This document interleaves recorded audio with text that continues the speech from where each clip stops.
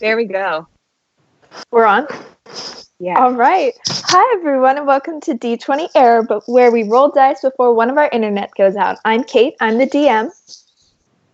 I'm Alice. I play Tam, the half-orc bard. I'm Jess, and I play Nora, the human wizard. I'm Jules, and I play Ren, the elven ranger.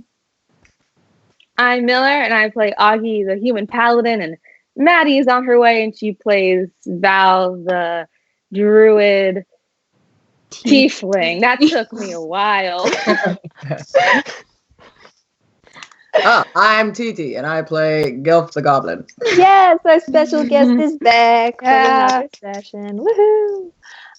So before we get started, we have a couple of announcements. First, we've got I guess first, if you guys didn't notice, we had a nice little recap summary of everything that's happened so far, recorded by wonderful Alice. Hey. Yeah, I hope you enjoyed that. It was nice remembering what we've done like half a year ago because I'd forgotten some of it. If you want to know what the music is in the background, it's all music by a guy called Kevin MacLeod, and he's on a website called incompetech.com. It's all unlicensed. It's all great, like old-timey folksy music. So thank you, Kevin. Cheers, Kev. Thanks, Kevin. All right, and then we also have a Discord channel. Miller, I guess if you want to talk about that. Yeah, so we have a Discord channel now, a server. It's super easy to join. All you do is click a link and say you want to join. If you have an account already, that's even better. I believe that you can join Discord servers without having an account. So yeah, you can hop on.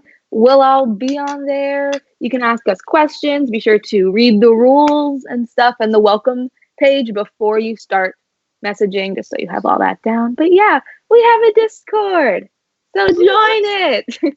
Yay! Okay. Kate, could you move your camera up a bit because you're currently like this? I saw that and I moved it a little bit. So hopefully. In my window, I'm a little bit cut off, but I think for the stream, I should be okay now. Yeah, you're good. Let me know if I'm not. Yes. Okay. And we have a thumbnail. Who did the... Yes, I do art and stuff, I think, on Instagram and Tumblr. They're the ones that that sent in that Nora one on Tumblr a little bit ago, and then did all those doodles of the rest of the gang, and did that really awesome one of Ren, which is the one that we're using when Ren's touching the gem, the stone thing. For real, so good. Yeah, and we'll be using that one today. So thank you so much, and thank you for being kind enough for letting us use it.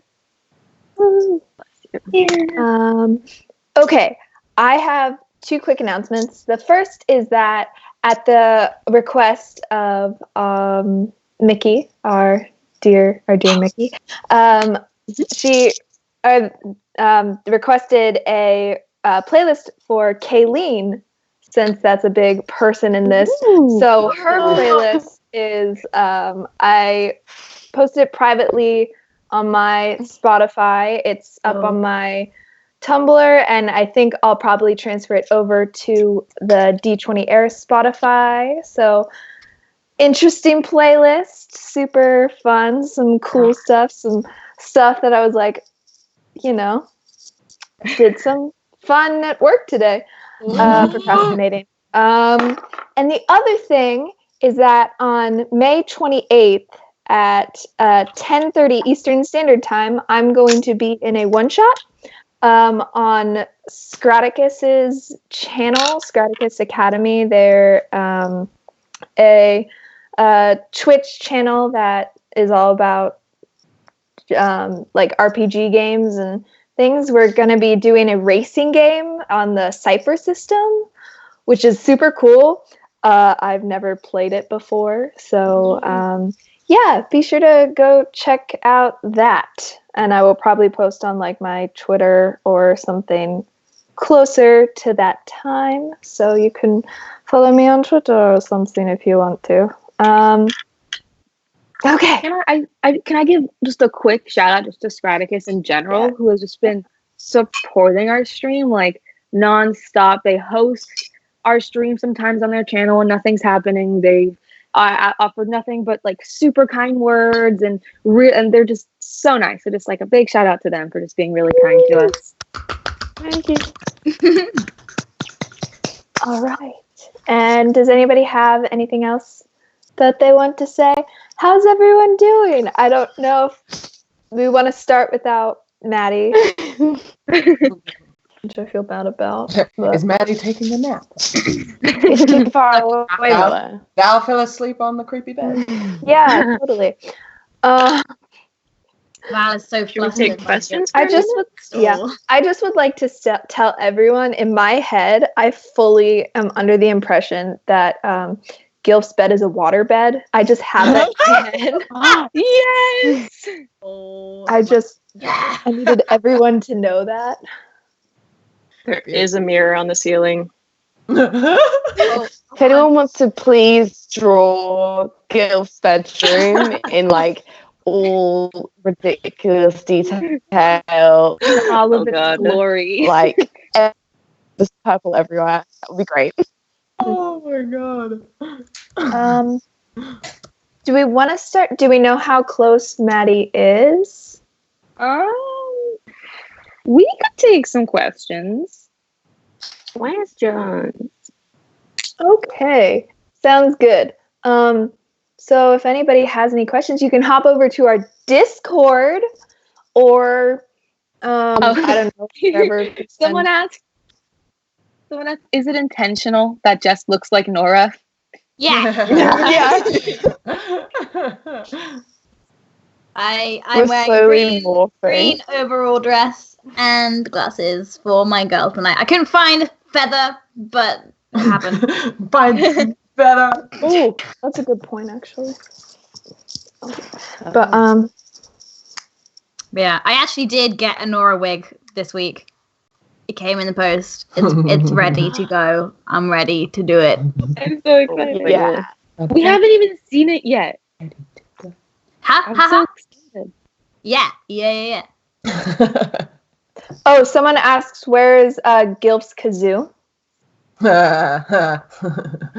a pocket somewhere. In an inappropriate storage pocket. Oh god. Oh god. Try and find that kazoo. Very good. Oh goodness. God damn it.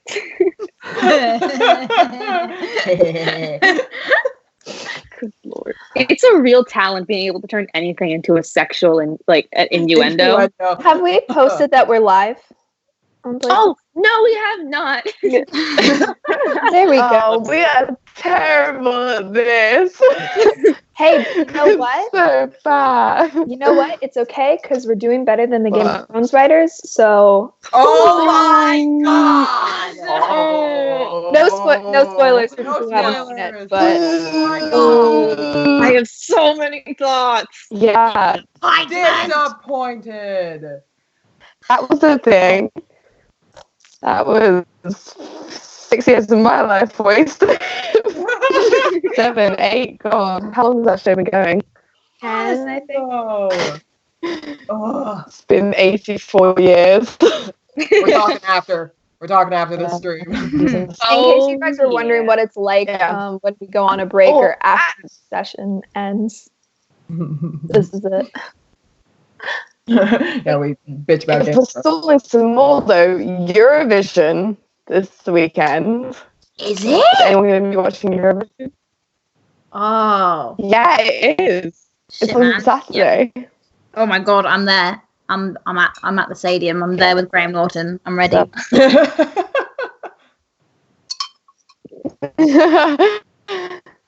You're actually commentating this year. A weird light. With all the weird ass. Yeah. Yeah, okay. Yep. Someone asked, do y'all have any tips on how to create an interesting character? How did you come up with yours?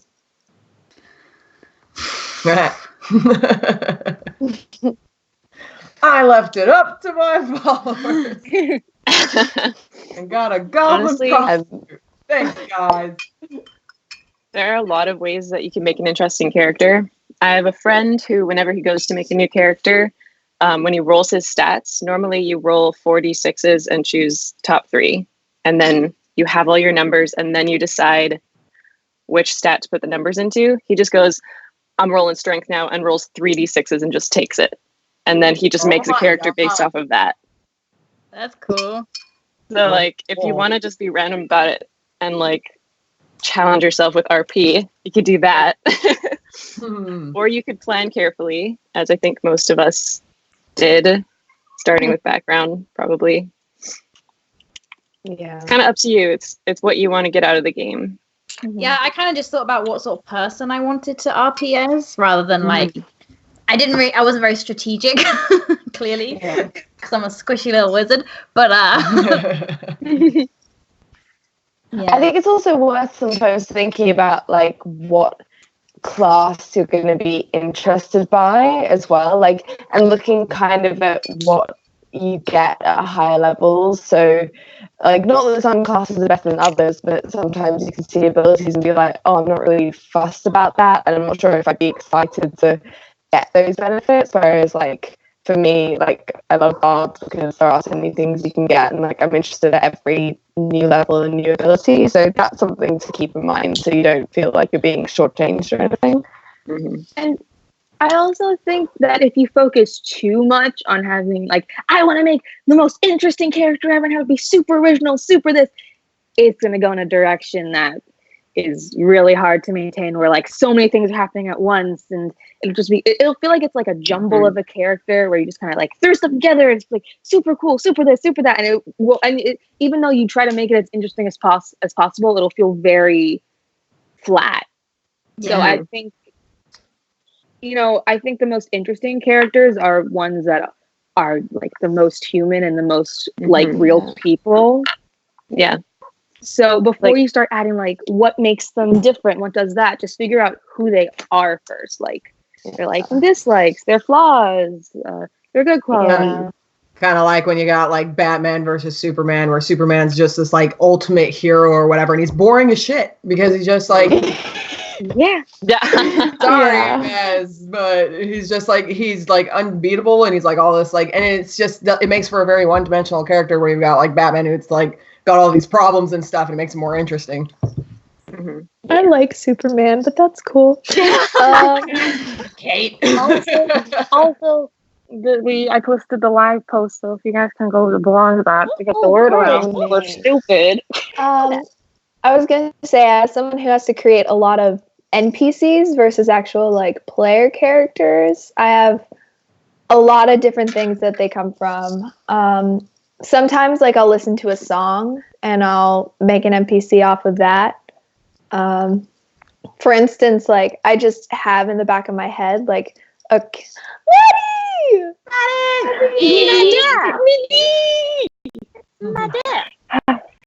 Hello. I am so sorry, I'm late. Like I've been running there. It's cool. We just had a TPK. We're rolling new characters. Imagine.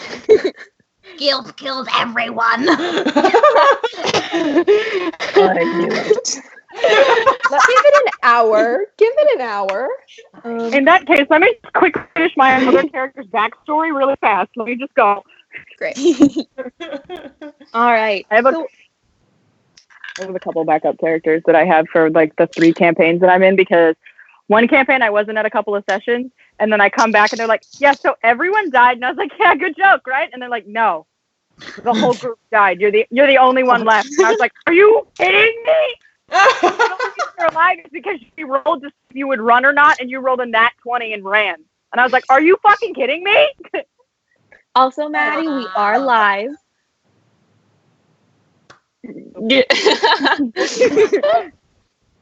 And on that note, on that note, I'll remember that swearing is not an option. Someone's hosting us. Oh, that's so Rookery. I can't say I probably butchered that name, but thank you. Thanks, buddy. Thank you. Cheers. Matt. Okay. And on that note, are we ready to get started? Maddie, have you got your stuff? Yeah, I think I have everything. Yeah, Okay. let me just set up my dice. So Then- you talk, I'll just open them. Great. So last we left off, the gang is currently in the underbrush, sent there under the guise of infiltrating and kind of getting information on a animal smuggler's ring. Along the way to the underbrush, they ran across a party where there was some fighting, and in the end, the party ended up being, not this party, the other party, ended up being kind of killed, except for one who got away with 2 of their giraffes. In pursuit, they managed to find the underbrush, where they realized that one of the scout of the party that they fought that was killed is the daughter of the leader of the underbrush, and that Nora bears a striking resemblance to the daughter, Kayleen. Along the way in finding the animal smuggler ring, they did indeed find them and discovered that perhaps maybe it's not what they originally thought, and that the ring claims to be smuggling them out to protect them. And along the way, knowing that the smuggler ring, under the interpretation that Nora was Kayleen, took her to the leader's house, where they ran into Gilf, a goblin bard goblin courtesan, who took them back to his abode, where they talked for a bit until they started to plan on what exactly they're going to do, and then heard bells in the distance. And that is where we left off. So first thing I want to say that was brought up between sessions, which is a good point. You guys have been sitting there for I'd probably say close to 45 minutes to an hour. So that would count as a short rest. So if you have any hit dice, if you have anything short resty that you'd like to do. Wait, I don't know how many hit dice I roll.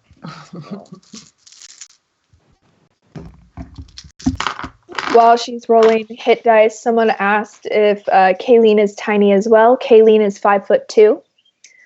As is Nora, Mm-hmm. not 4'5".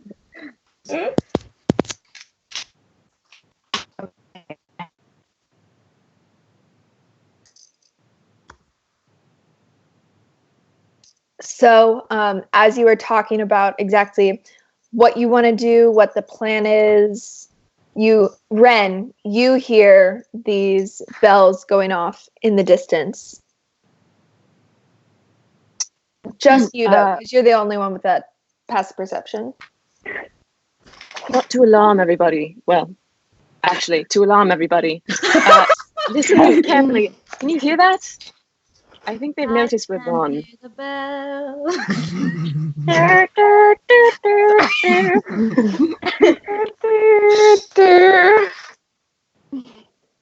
For real, though, I think they know we're gone. No, that's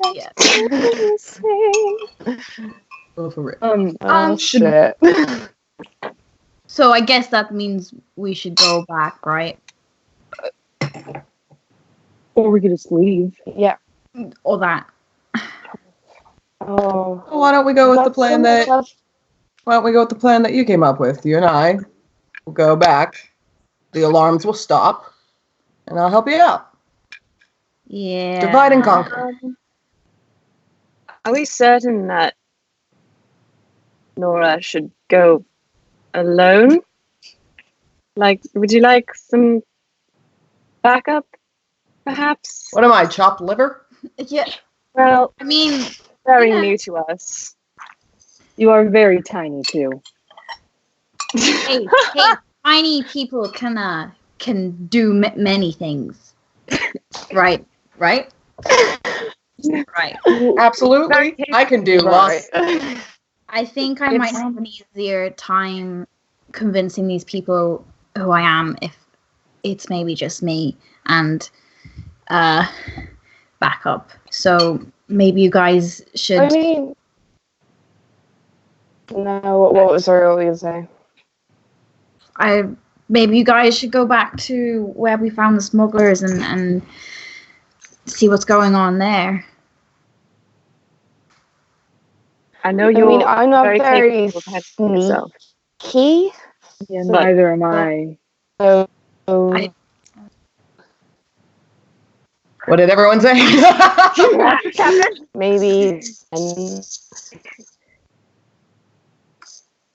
Someone said they weren't sneaky. I couldn't tell who.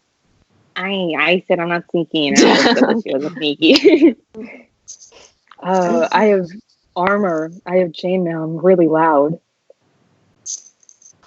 Okay. Well, perhaps I think we need to ask some questions around town.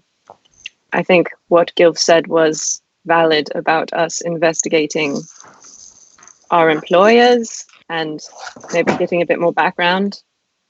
So perhaps Oggy, you and Tam could do that. I'm still not entirely comfortable, Nora, with you going back into the lion's den with a stranger. As helpful as the stranger has been. Yeah. I mean, if you want, I could I wild shape into an animal and go in with you guys. Into That would work. well, actually, all right. Wow, maybe your wild shape would be better used back in the other place where the smugglers were. I mean, I'd love to see you in any shape, though.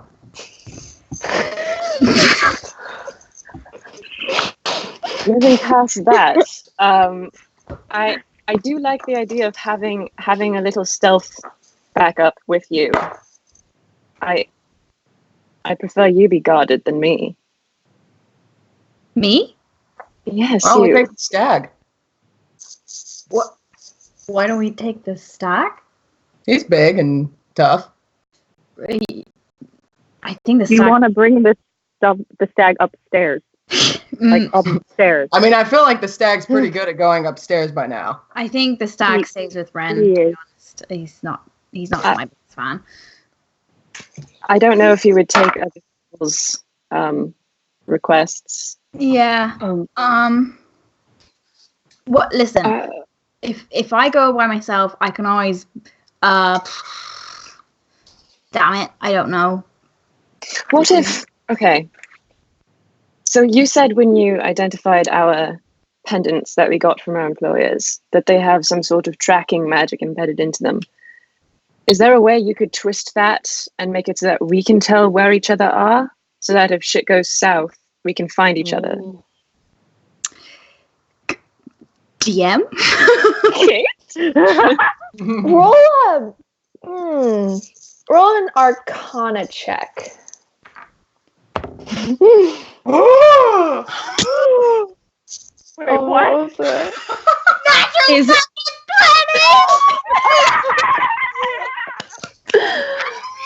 Okay. So, based on your knowledge of Arcana, you get the feeling that that is a thing that you could do if you had time, such as like a short rest or some time to really fiddle with it. You could try now. It would be a rush job. It would be a higher DC. Does anyone else here know a little bit about Arcana that could help Nora? Anybody proficient in Arcana? Am I proficient in Arcana? No. Val is proficient in Arcana. I am? Cool. Cool. shoulder, help her out a little bit. Do I have to roll too? Or I could at least Whoever has just, fire. can I roll to just make my pendant, just so they can track me, and then I can do everyone else later. Okay. Yes. How are you thinking about doing that? As in, so they can use their amulets to know the location of just my amulet. How are you going to achieve that?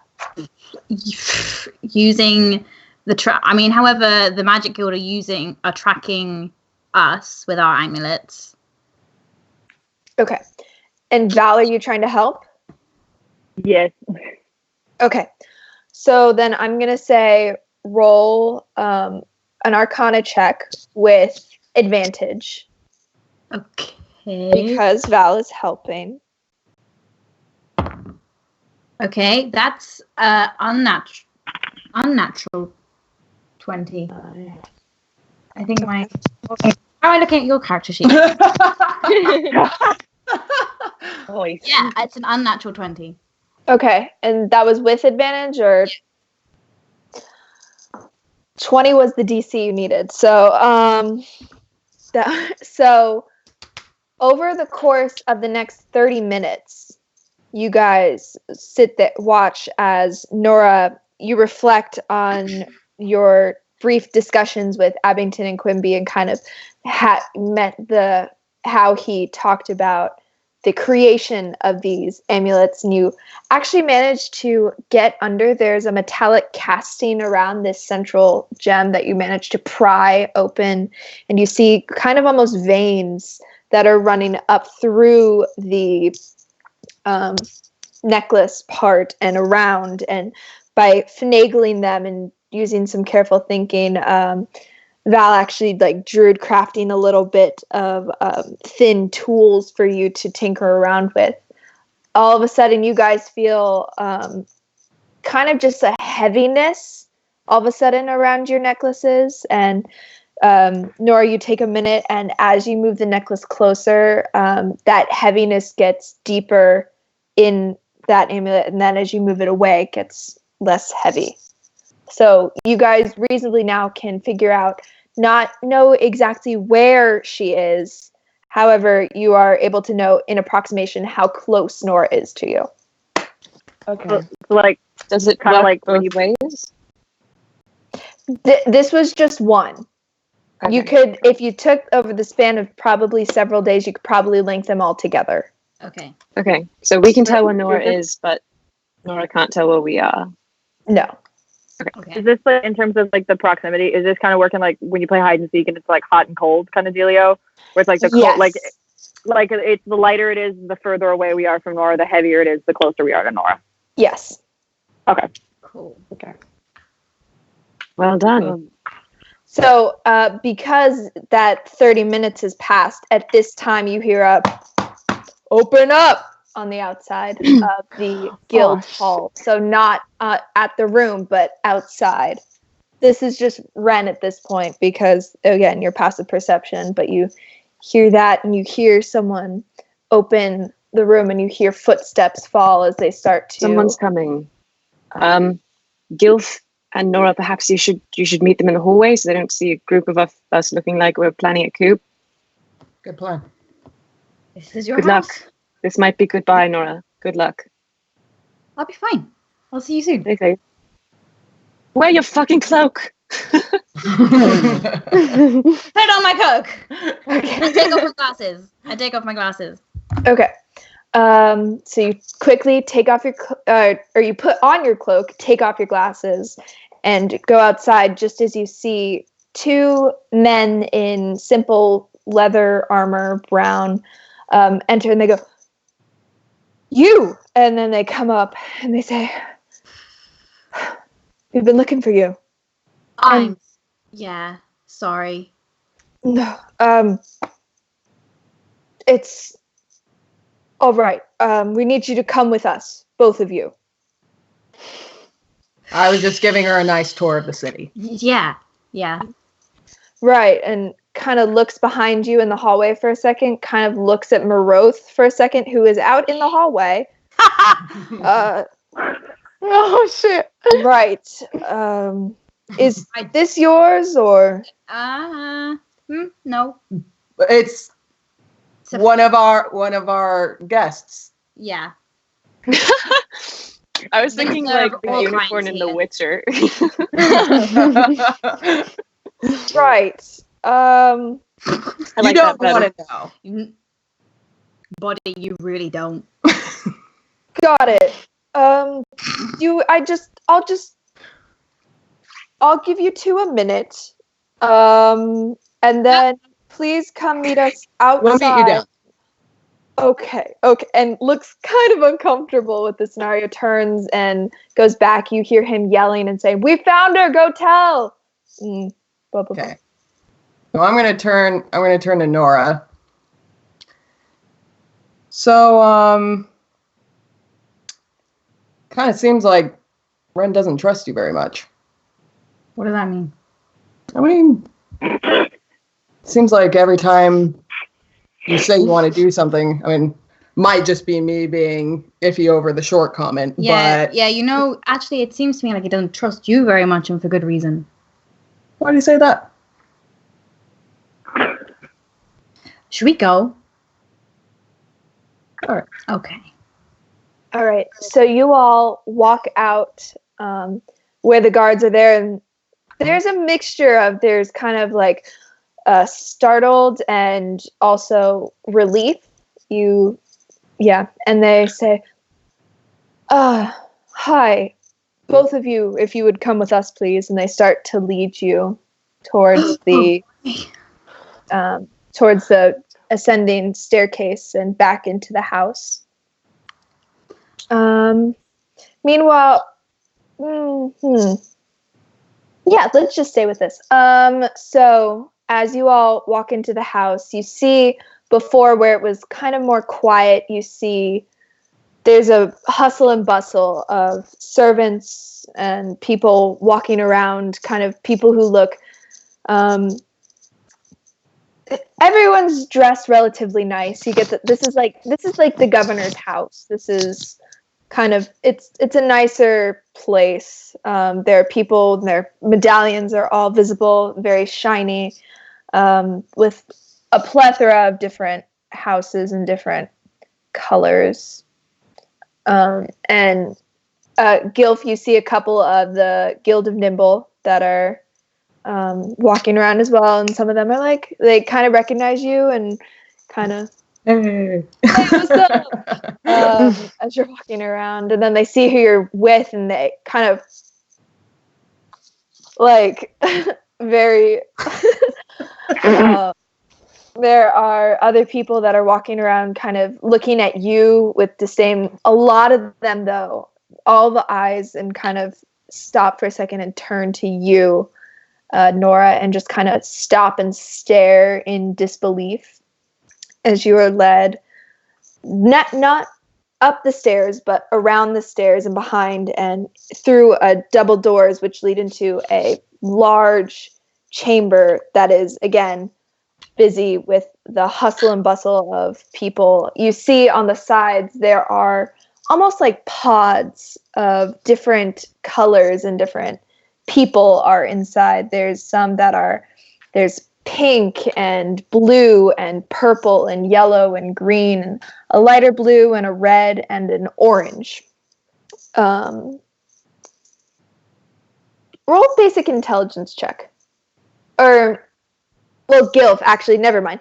Gilf, you would know this. Each of the colors and the people inside, everyone inside are the leaders of the guilds, like the kind of like upper people that run the day-to-day interdiscipline of the general guild, and each color is a representation of different ones. Yours is the kind of darker blue. It's like a nice royal blue. That's your guild. And then in the front, there are large ascending, almost kind of like jagged rocks that form stairs, but kind of haphazardly so, almost as though the rest of it looks as though it were carved or cavernous in some way. This looks as though this place were built around it, and the rocks themselves are glowing with the different colors, multicolored, up to a very large chair and a desk that both look made of almost like crystallized glass. It's very pure and almost shining through. And up on top of there, you see what appears to be a man in black robes, very tall, very muscular, with a medallion hanging around his neck and a tuft of dirty ginger hair and a large, scraggly beard. As soon as you walk in, all conversation stops. And eyes just turn towards you as the guards rapidly escort you in and to the middle of the room, where you see there is a large circle of almost stained glass made of crystal in the shape of a circle.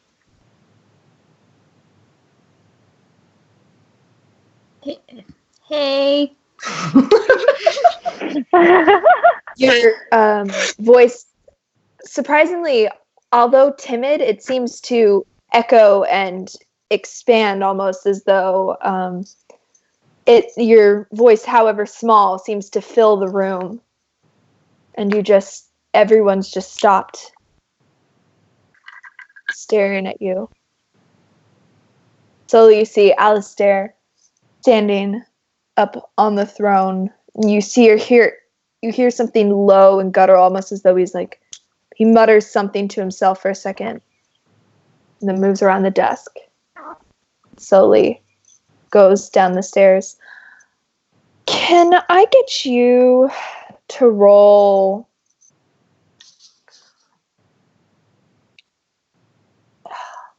a performance check, I'm going to say. Oh, no. Even said anything. Oh, can it be with advantage because Gilf is there? Just roll a D20 and just tell me. Oh, God. Okay.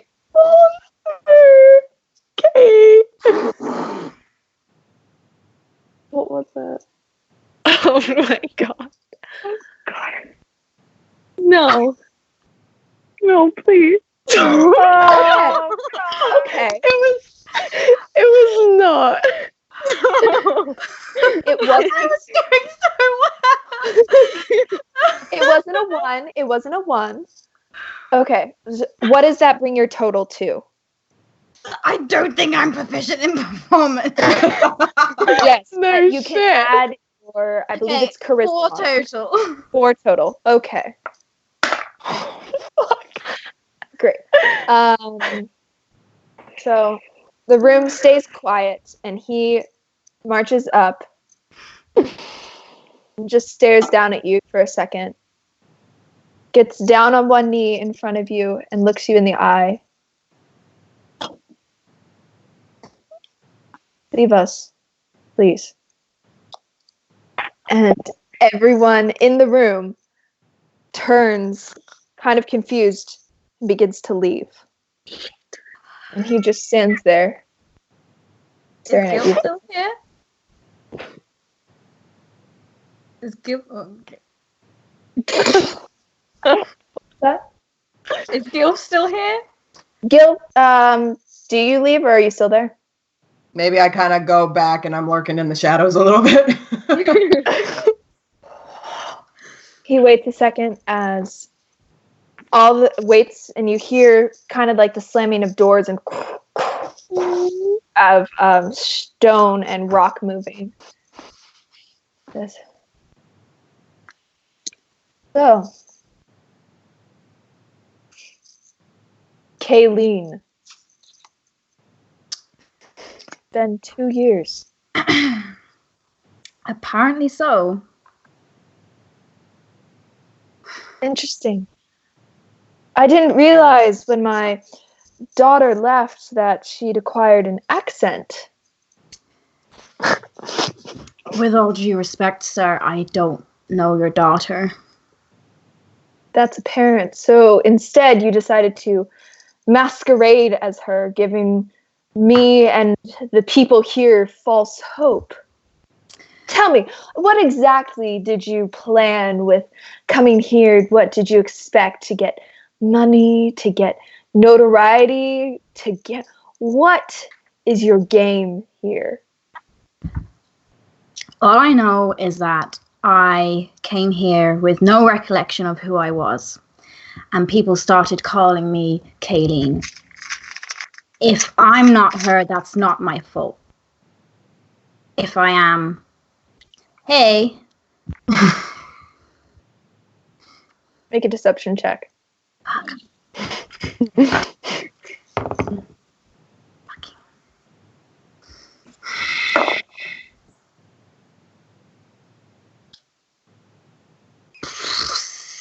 Seven. I'm going to ask you one more time. And this time you see as he goes and reaches towards his belt, where you see a very large looking, nice like scimitar of a blade with like a nice curve and a nice twist at the end, with a very ornate looking thing. He goes, "What was your game here?" Maybe I'm not doing a good job of explaining myself. Maybe my friend could help.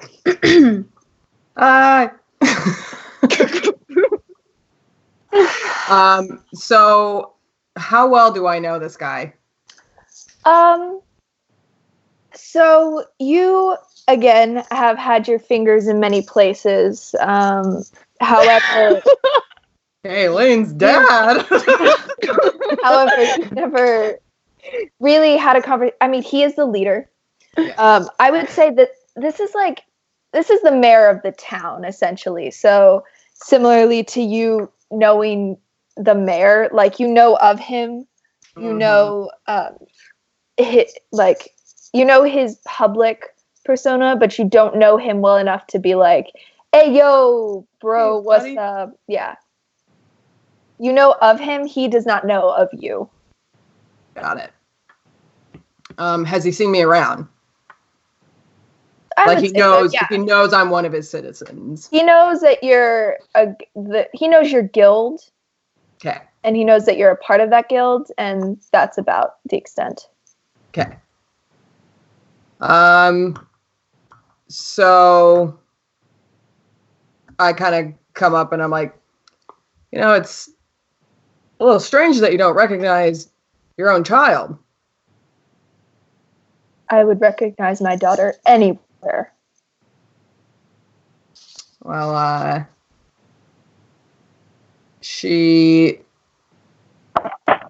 feel like maybe if her friend recognized her and everyone else, You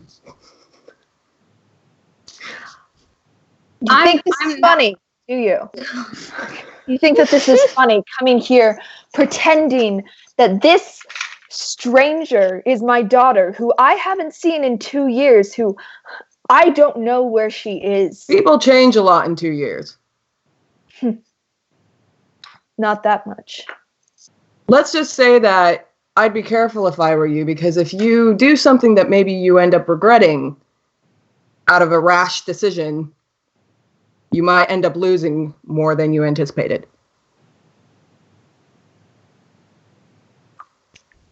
Maybe you should become reacquainted with your daughter. Turns to you, Nora. Let me see your forearm. Let me see your right forearm.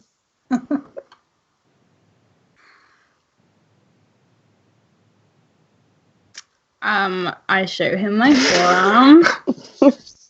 Kind of takes it, kind of jerks you. He's strong. He takes it. kind of squeezing your wrist a bit tight, and and he turns it, looks, shoves it down. Like I said, takes the scimitar out, puts it up to your neck, Gilf. I would know my dog anywhere.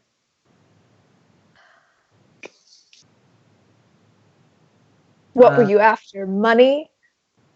To cause me pain? What was this?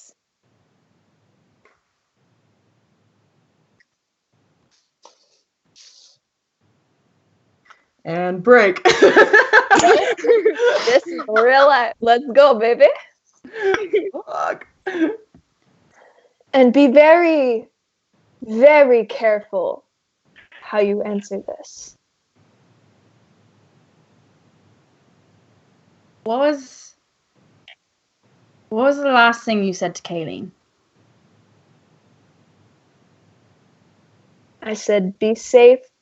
Don't die. I love you.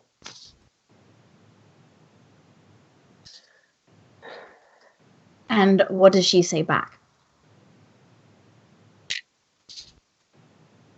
She said, I love you.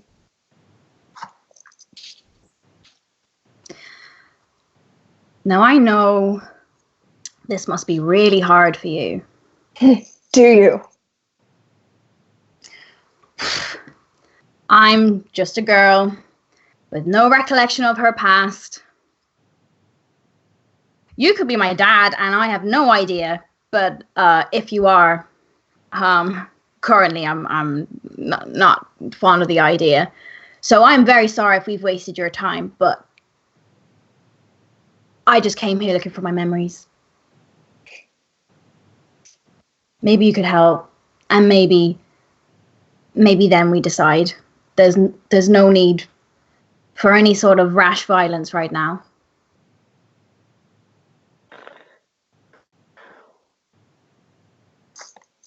Make a persuasion roll. Can Gilf help me? Honestly, the Gilf is helping you.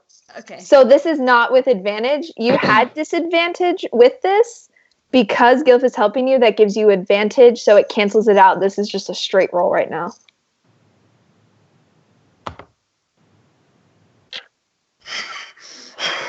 Natural 20! No!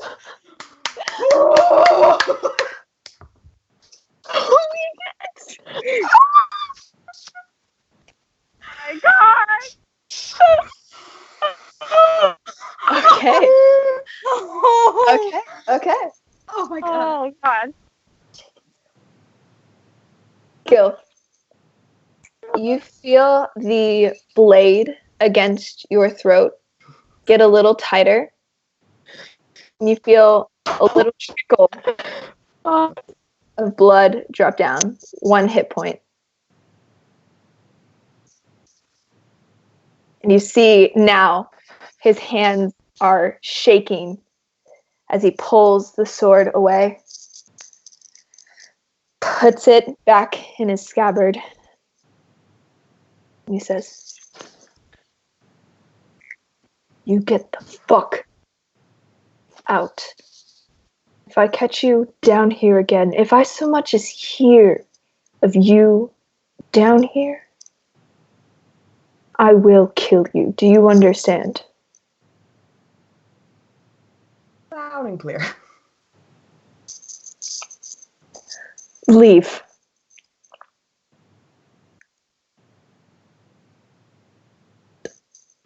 Are you stand? Okay, I was like, we hightail it out of there. Was he talking to me as well? Yes. Okay, cool. Yep, I'm gone. All right. Meanwhile, okay, so you guys get out of there. Actually, as you go up to the door, you see the 2 guards that came with you. They kind of, as you push open the door, they kind of stumble back and they kind of like go straight back at attention. They were listening at the door, and they watch you, and they just, their eyes narrow, as you guys walk out of the house. At some point, you feel people begin to follow you, kind of congregating, and you start to run. As you feel as though if you were to meander or take any longer here, you would no longer be safe. Meanwhile, what are the rest of you guys doing? So, not knowing that all that bullshit was... Oh, wait, can you hear me? Yes, you can. Okay. Not knowing that all that bullshit was happening. Ren was going to say, like, well, they could be gone for any length of time. Do all of us... how are we all feeling? Do we have our spells full, or do we need to rest for a while? I don't think we've rested since before, like, the fucking, like, minecart thing. I've got all my spells. Are we, I only have 2. Should we take a... I know this sounds ridiculous considering the circumstances, but should we take a rest? I mean, we're in a safe place, question mark. I feel like we should take advantage of that. Kate, would we know what time it is? Is there any way of telling? I'd say it's pretty late at night at this point, just based on your internal biological clock. Yeah. I'm feeling exhausted. I quite like to sleep. There's a huge bed here. We might as well take advantage of it. Yeah, I have a feeling if things go poorly with Nora, if something happens, then we need to have our strength to save her. I mean, we could take watches, and if anything, if she gets really far away, then our necklaces will grow heavy, and then we could just wake everyone up. I think if anything went wrong, that she'd come back here. You know? If she was able. I don't know. Anyway, what we're going to attempt is a little dangerous as well, so I think we just need to be at full strength, no matter what. Agreed. Are we in agreement? All right. Yeah. I bring the fucking stag inside. Okay. Really, Ren? He's so big. Oh. Well, like, can't he just stay outside? No. Why can't PBJ stay inside and Ren? Wow. Because PBJ is like that big, and Morose is like 2 times the size of you. He has feelings. He doesn't like to be left out in the cold. I'm gonna go up to Morose and take the last candy apples that I have from like a day or 2 ago, and I'm gonna give it to Morose. Is it really grossy now? Really nasty. He goes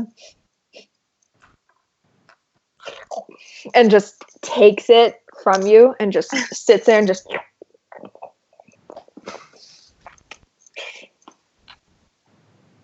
That doesn't touch him, but just like does one of these kind of dealios. Doesn't touch. Yeah, no, I know. You go and you start doing that, and he just backs away. I remember what we talked about.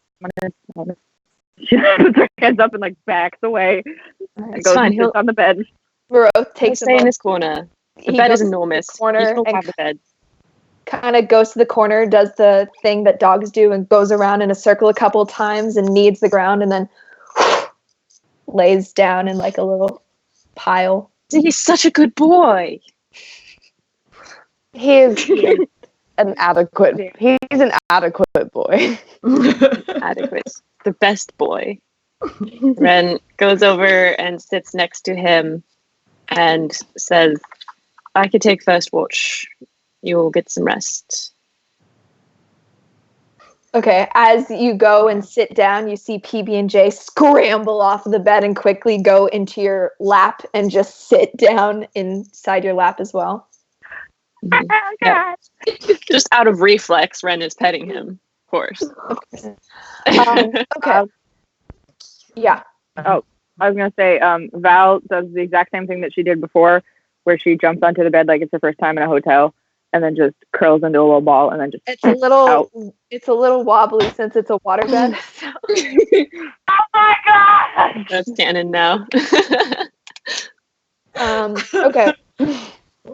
So we're just fucking sleeping when you guys get back, except for Red. So about an hour into this, not even, like maybe 45 minutes into this rest, you hear the door open to the guild hall, and you hear stalking down the hall until the I've got room my bow opens. out. Okay. I'm like You- pointed at the door. Okay, you point the door open at the door. You two are, yeah. I walk in and see him pointing an arrow, and I'm like, oh god, it's me. I mean, you can put the arrow down. No, seriously, you can put the arrow down. It's okay. It's okay. What the fuck happened? What the fuck happened? I'm gonna. Well, All right, Gilf, you heard the rules. You got 15 minutes to get your stuff, and then you got to get out. so it went poorly. You see behind you. You see behind you as there's a human man with the dirty blonde hair kind of down and around his face, wearing deep blues and kind of like in wistful, like almost garments. It's very, very, very nice garments. Looks kind of, you know that they're designer. They're very good, and you know this is Qatar is his name, and he's a fellow guild member. So I start running around the room and just kind of grabbing all of my odds and ends and throwing them into a bag. What is he doing? What's going on? What's going on? I take it. So we need to kind of hightail it out of here, and I'm gonna kind of trail along with you guys. You know, you guys have a new buddy. So cool. I reach up and I grab the book that Nora observed the day before, the ornate one, and I put it in my bag. Okay. What happened to all your confidence, Glyph? Yeah, it Did you just call me Glyph? Ren doesn't give a shit. You're lucky to call you Goblin Boy.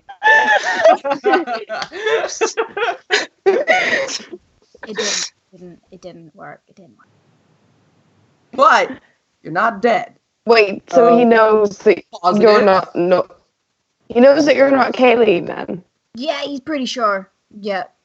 So, But you're not dead. Yeah, no thanks But to he you. let you You will go. fuck all help you.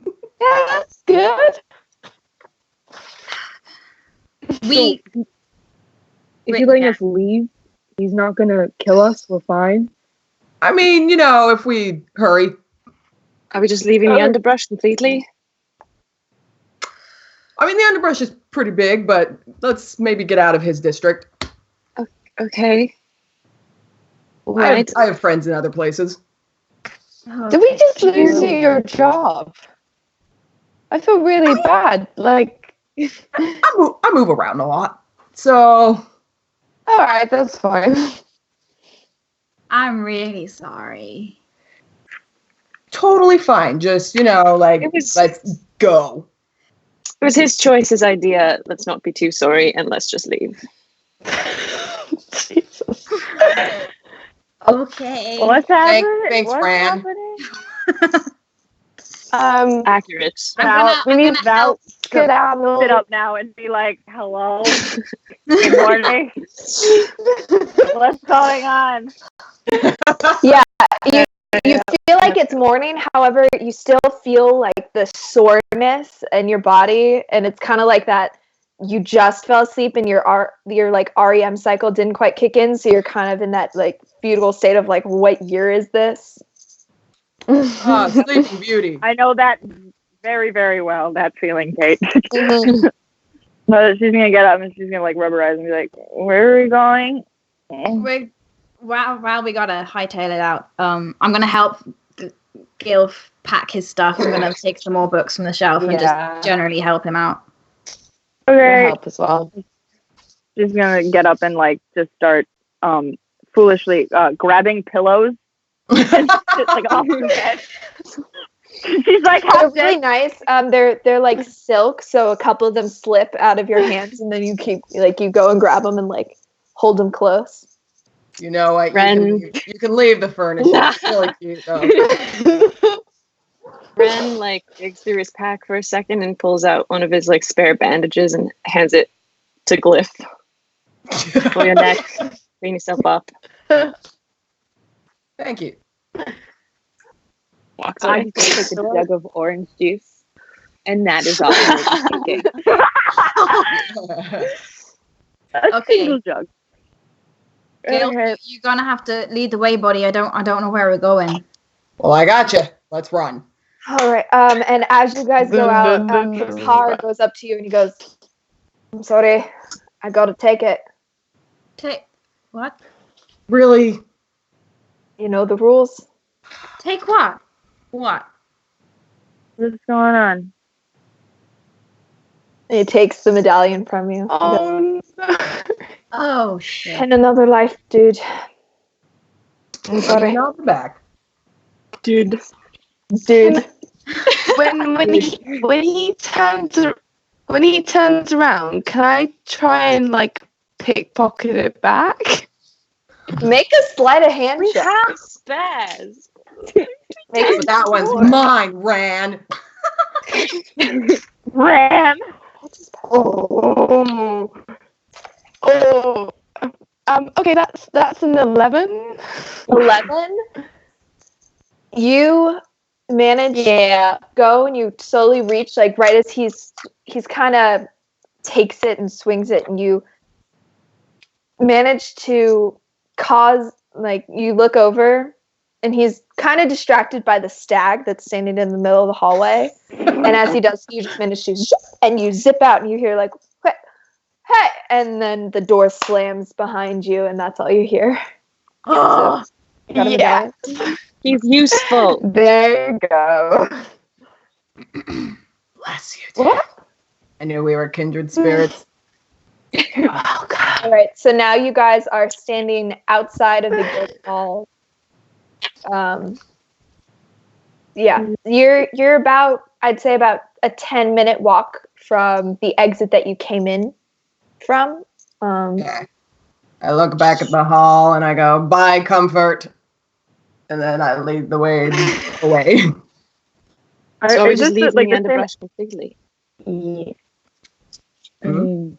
I would I think mean- so. We've got a few options. We could just lay low in the underbrush for a while, and I mean, if we don't go into the castle, then the king won't see us, and we'll be fine. I'm sort of wondering We if we don't should go back leave to the immediately. surface. We go to the surface and regroup if Glyph knows a way back inside. Do you know other entrances? Were you talking to me? Yes, Goblin Boy, I was talking to you. Do you know other ways inside the underbrush beside the exit we are leaving through right now? I know a lot of ways. Great. All right, so Helpful. it might be worth leaving for at least a little while. Just, I'd rather not take the risk of staying. We really, really nearly died, guys. Like, really nearly. I think you're being a little dramatic. You literally had a sword at your throat. But you didn't. But you didn't. You did You didn't. it. Okay. Gil, Yes. would you like to lead on? I guess you're with us now for a little bit. Party. Yeah. Yay. Question. So, Kate, is our cart still sitting by the front door that we took an hour to go Let's in? find out. So, as you all go, you manage to, if you guys did like try to hide it with some basic like leaves and stuff. As you go out, you find yourself back, if you remember, in the cool kind of tent like thing as you walk through the city slowly up through the gate and above. And looking out, you kind of don't see it for a second. You get scared, and then you go over and you push, and you see your cart is left there. I rolled a nat 20 on stealth for the cart. Oh, hell yeah. It's my boy. Pretty much what you I needed. try and like push all the weeds away and stuff if anything is grown on it. So We've as only soon been as, gone for like 3 days, right? Yeah. as soon as like Ren like sees the forest and the fucking sky again, he's just like, wow, I didn't realize quite how much I missed not being underground. Can we sleep out here tonight? Yeah. Yeah, I think we should get a shift on a little bit more, but yeah. Should we? While you guys wait here, you should be safe now. I mean, now that we're not down there. I'll be right back. Just wait here. Where are you going? I'm already gone. Yeah. Can you roll just a D20 for me? Like the cartoon cloud of dust. 20. Okay. Good to know. Good to know. Jesus! Good to know. Okay. So, you all take a moment, push away the stuff on the cart. You see everything is how you left it. The dragon eggs that you guys took, I'm pretty sure you took those, are still there. Did I say that they were dragon eggs, or did I just? Yeah, you did. It's fine. Yeah, You guys knew. You knew. I'm pretty sure there was a cage in that thing too. Yeah. So everything is uncovered. And you kind of, you guys take a minute to look around, and you see that, and then you see Maroth kind of just over near the river, kind of looks at the stars for a second, just like looking around. PB&J is already sleeping. Can Ren find like a little pine bough from the ground, like a little twig of pine or something, or a pretty flower? Yeah. Pretty easy to do. He'll just braid that into his hair. Okay. Okay. He's done it 1,000 times before. Cute. He allows it. He allows it. Oh, I meant Ren's hair, but I'll do Ren's Maroth too. Hell yeah. Hell yeah. Interesting. I'll do Maroth too. I like that better. We're gonna match. I like that better. We're matching now. Yes. He allows it. Yes. Like sidle over and be like, did you just put matching braids in your stag's hair in your hair? Is this No. the thing where, like, you have, like, you know what dogs kind of look like their owners? Would you like one too? Can I? Yes. Ren Can does I? it. Yes. That Okay. was Jules' voice, not Ren. Okay. You can braid my hair, okay. Okay. Ren braids Nora's hair and puts a little flower into it as well. So you guys do that for a bit, and then settle down for the night. Gilf still hasn't returned, but takes a moment to do that. Okay, so in terms of watches, are you guys doing watches, or are you just going to bed? I can take first watch. Okay. I was already taking yeah. first watch. I'll just Well, I'll continue take it with Ren then. Oh. Okay. We got second watch. I'll do it. I'll take second watch. There's three. Okay, then there's three people doing second watch. No. I'll do third watch. Okay, great. I'll do third watch. All right, so first watch, make perception checks for me. Actually, I want to say, Nora, you look exhausted. Are you sure you don't want to take third watch with Val? It's all right. I can do this alone.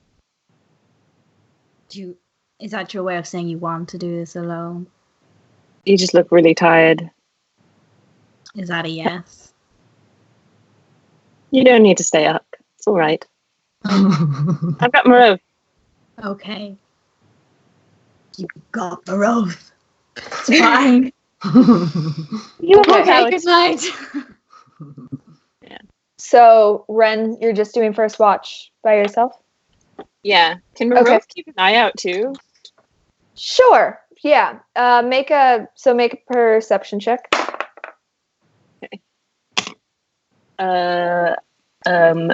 One second.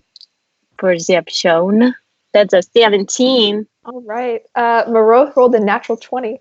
What is Oh, this game, guys? God, Natural what's 20. going Well, on tonight? natural 20 this game. Ridiculous. I actually rolled another one that I didn't tell you guys about with I the animal handling Yeah. to braid it in the hair. That was another natural 20. Oh.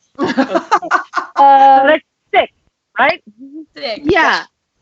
Jesus. So while you are, it's getting a little bit late, not quite time for it to shift. Are you thinking anything or doing anything or just keeping an eye out? Yeah, so I probably should have looked at my notes sooner to remember the name, but I would like to speak to the Moon Lady. Okay. I should have looked at my notes to figure out what her name was because we did look her up at some point.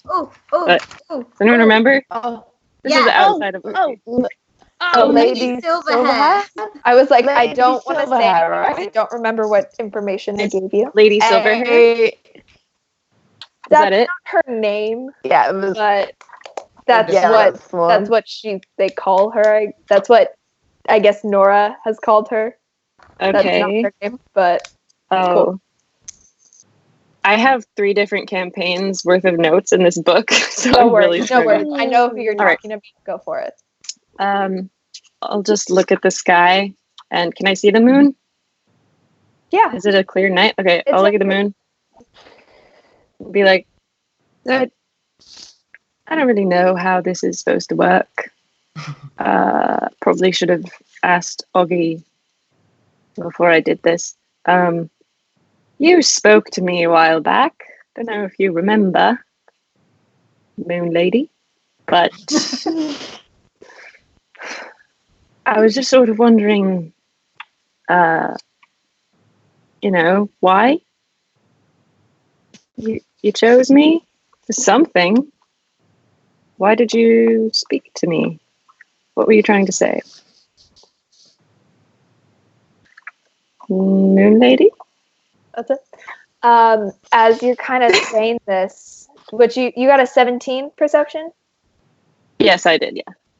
As you're saying this, you hear a rustle in the trees and kind of like the snapping of a twig. And you look over and you see a 4'5" silhouette next to 2 horse-looking things, but with elongated necks. Fuck off. If this is a sign, Moon Lady, it's a very good one. And you watch as Gilf leads 2 familiar-looking giraffes over to the camp. Is anyone else awake? Nope, you're the only one awake. Well, and Maroth. Okay. I'll be like, Stop. I go over to the dress and I'm like, Kate, Bernard. Dissect them over. Are they okay? Are they like injured in any way? Are they malnourished? Make a medicine check. Oh boy, yeah. I don't think. Oh, natural 20. Hey, wow. Oh my god! They look fine. They look fine. They look a little confused. You look at their eyes and you notice for a second as they're like dilating back and forth, and you realize that they're probably just adjusting to the light. They look fine. Okay. I'll take out some of the feed that we have. I'm sure there's more in the cart because they were animal smugglers. And I'll just like open up a couple bags for them to chomp. Okay.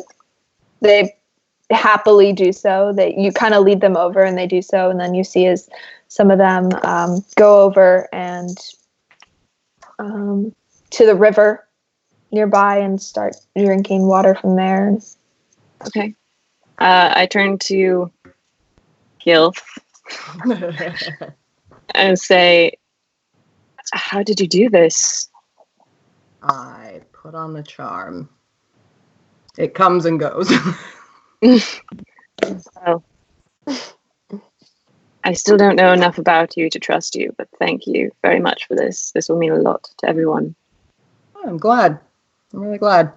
I sit down next to Ren, and I'm just kind of chilling there for a minute in silence. So this horse of yours that you're missing, Oh yeah, I made that up. who is it really? Who is it really? Well,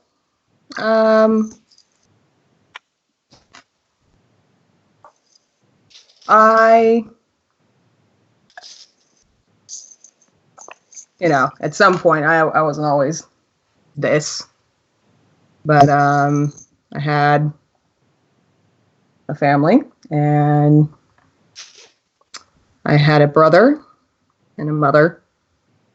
My dad was a bastard, but I had one. I understand that feeling. Yeah. Well, and then they were gone.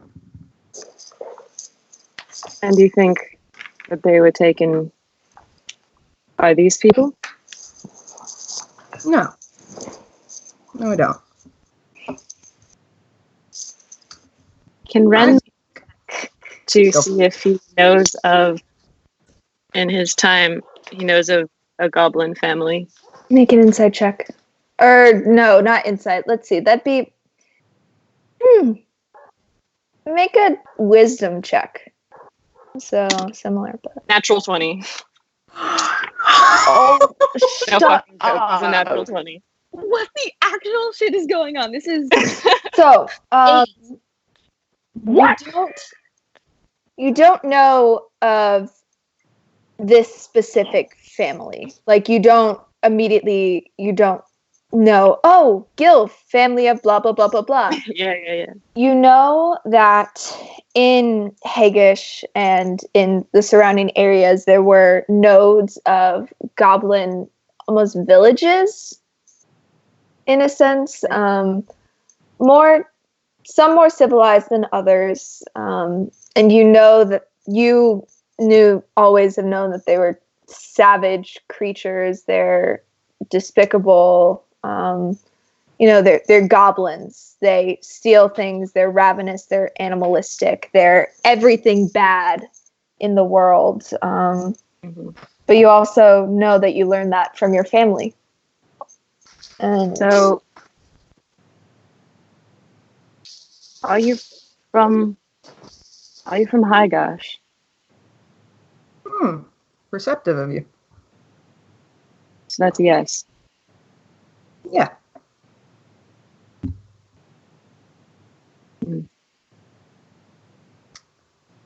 And I have an idea of what happened to them. I think I might as well. I think you took them. And since you took my family, I'm going to take yours.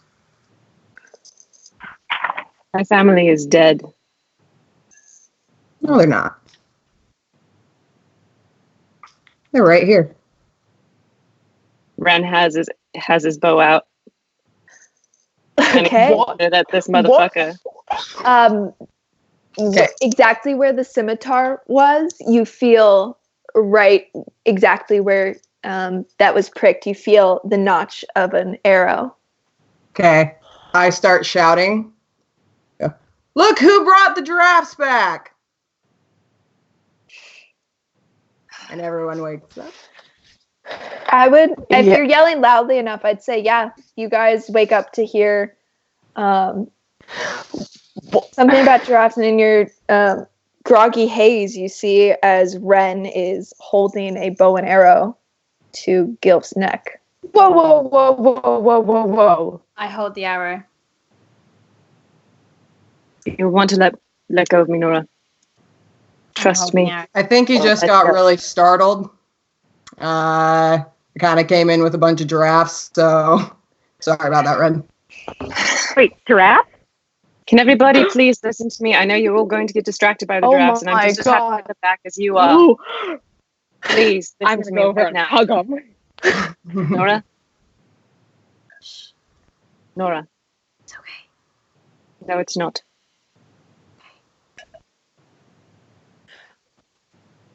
Would you like to explain what's going on, maybe? So I went back, because I know you guys were saying that you had some pets that you'd left behind. I know a few people, so I pulled a few strings and, put on the charm. And now your giraffes are back. So I think what would be best right now is to, I hope some of you have had a chance to kind of rest. Maybe, Ren, you could rest in the cart while we walk, but I think we should probably get out of here. Can I insight check him? Yeah, go for it. Gilf, make a deception check. What the fuck is going on?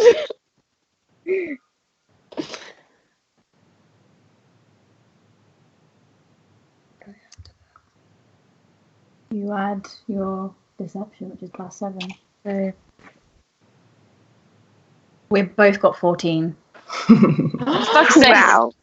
Rock, paper, scissors, 4. Let's go. If you guys want to do it that way, you can. Or do it. Do we roll? I feel like another roll. Yeah, I would say, roll again. Nah, you. Or maybe who has the higher modifier on each one? Yeah. Who's okay? Well, you would have a higher modifier on that anyway. So yeah. So I believe him. Hard to read. You don't necessarily believe him, but you don't necessarily not believe him. He brought the giraffes back, but he's kind of being he's hard to read. Well, thank you for returning our giraffes. You're welcome. But we really should get out of here. I put on the charm, but it also caused a little bit of a disturbance, and we're still very close to the entrance. So if you guys want to pack up camp, we can start migrating. All right. Okay, let's go. I'm going to take the giraffe, start hooking them up to the cart. I'm gonna give the giraffe a big hug and snuggle and be like, I'm so glad to have you back.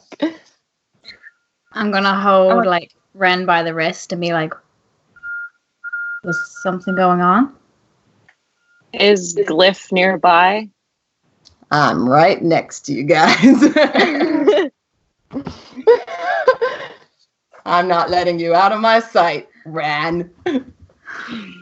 Well, I think it's clear by now that you're going to believe him over me. Whoa, no, I just really didn't want anyone dying. He just threatened your lives. Can I overhear? I mean, he said you're standing right next to them. So, is this true? I don't exactly know what he's talking about. I just said that I really liked you guys and that, maybe he's feeling a little bit insecure because I've kind of come in and started making everyone like me, but... Do I believe him? Another, Are we... Can I also roll, persuasion? I would say, you roll persuasion as well. If we're hooking up to the giraffes, are we in earshot of this? Can we hear them? Yeah. I would say that they're not necessarily having this quietly. Okay, then I'll also do insight check.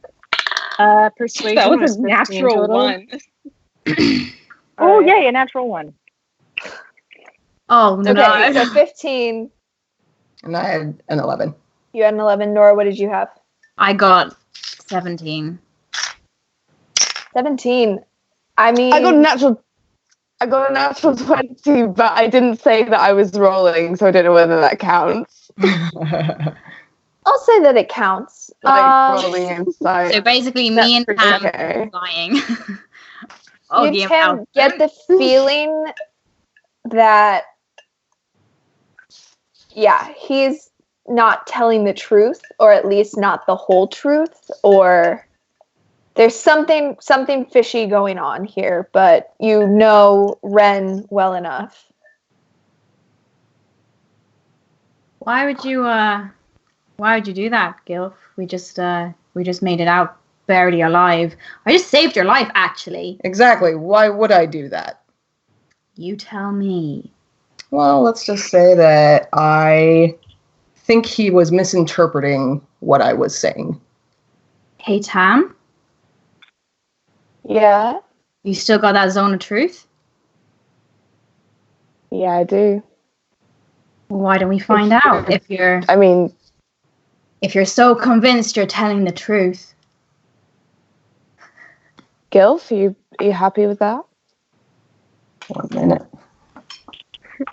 As much as I think that we do need to have this conversation, can we at least do it on the move, away from the big scary, that? Yeah, I also want to go back to bed. So I mean, yeah. If we need to leave right now, then I can zone of truth it when we find a safer space to go. In the meantime, everyone is consenting, because I don't want to cast it without everybody being consenting. in the meantime, considering that this is a matter of life or death, might we take precautions and restrain Gilf? I think that's a bit much. He literally just threatened our lives. Once again, I think don't you really guys are know that. misinterpreting the situation. Sorry, Kate, did we hear? We didn't hear him threaten our lives, right? No. That was before we woke up. Yes. No, he's lying. No, he's lying about I don't know that. something. I rolled a nat one. No, he's lying about being. Except for Augie. Augie, you believe everyone is telling the truth. Every person simultaneously is telling the truth. Hi. You know what? Just to make you guys feel better, if you want to restrain me, go ahead. Are you Considering that you're a bard, I believe restraint would be most effective if it were a gag. I sorry, can't I'm help being but think that practical. this is the same thing that happened last time, where we like tied up Kayleen and it didn't have a great ending. I don't want to do the same thing. Wait a minute. You tied up Kayleen? We'll explain after. It's a really long story. We have to get moving. Why don't we restrain Hold him? on. You say it's a long story. Wait, you tied up Kayleen. Jesus. Can we move on? Can we leave this place? So let's go. So you guys are getting upset with me because you think I'm being deceiving. You guys tied up Kayleen and then pretended to be her? If you would like to leave, you're free to go. Explain. Let's just please move away from here. I don't want us being stuck here any longer. I agree. I won't be gagged, but you can restrain me. That won't do shit. All right. If that helps, I've got a charm person on that I can hold if guilt. I don't know if anything happens, but I can. How about that you might. and me sit in the back of the cart, and we can just sit together. Okay. All right. Okay. I'd rather sit with Val. I know you would, but you've got me. All right. Who's driving the cart? Is it Augie? I'll drive it. Okay. So Ren is gonna sit in the back facing Nora and Glyph, and is gonna have a hand on his short sword under his cloak, and he's just gonna be watching. I will be sitting next to Ren, leaning on whatever's closest, attempting to sleep. I'll tell Maroth, just walk alongside the cart if you don't mind. It's a little cramped in here. Otherwise, I'd offer you a ride. I'm sure you're sort of aching to stretch your legs in the forest anyway. Kind of takes a moment, understands what you're saying, and props himself up. He looks tired. for a stag, he looks tired. But I'm sorry. We'll find somewhere to rest soon. I sit Kinda- in the back. Oh, sorry. no, you're fine. Okay, so are you guys heading off? Yep. Yeah. Okay. Make whoever's leading. Okay, I'm gonna need you to make a navigation. Oh no. Oh God. Can I help? Because I wanted to be in the front with Oggy, like. Please Okay. do. Not in the back with the Whoever's rest. navigating, if there's anything like happening in the back, you're paying attention to the road, not to the back. Okay. Oh, I got a 17. Okay. Okay. And then is that with advantage because of Tam? Are you helping or are you rolling? Yeah, I got a 15. Okay. So Great. that's a yeah. All right, cool. Good to know.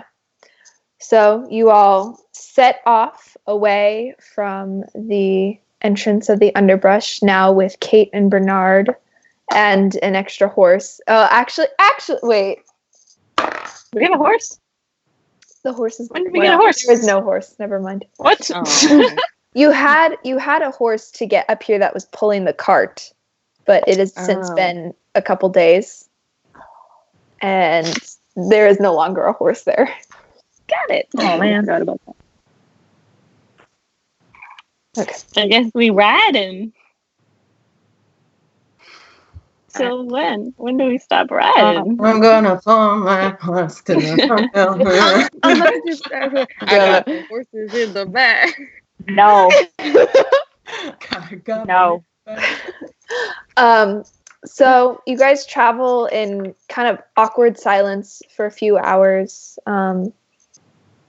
Val, you continue to sleep. I sleep. Even though she doesn't sleep very well. Yeah, it's a bit difficult. And you guys continue till eventually you reach a crossroads. Are you going right or left? Me. Oh goodness. What do you think? I'm gonna turn to Tam and be like, where? Which way? Think of a number. One Number? or two. 2. Left. All right. Go left. Okay. And you continue left. Eventually, you kind of reach an impasse with the Old Town Road, is what it states, and then you continue. Oh my God! I love you so much, Kate. You're the best. And you keep going. I hate God. Unless you'd like to take your horses to the Old Town I got Road. the horses in But the then you drive till you can't no more. We got the goblins in the bag. back. Okay. You can continue going. I'm gonna wake Can up. we? Yeah. After a few hours, can we like try and spot somewhere that's good to bed down, like somewhere that has cover? Yeah.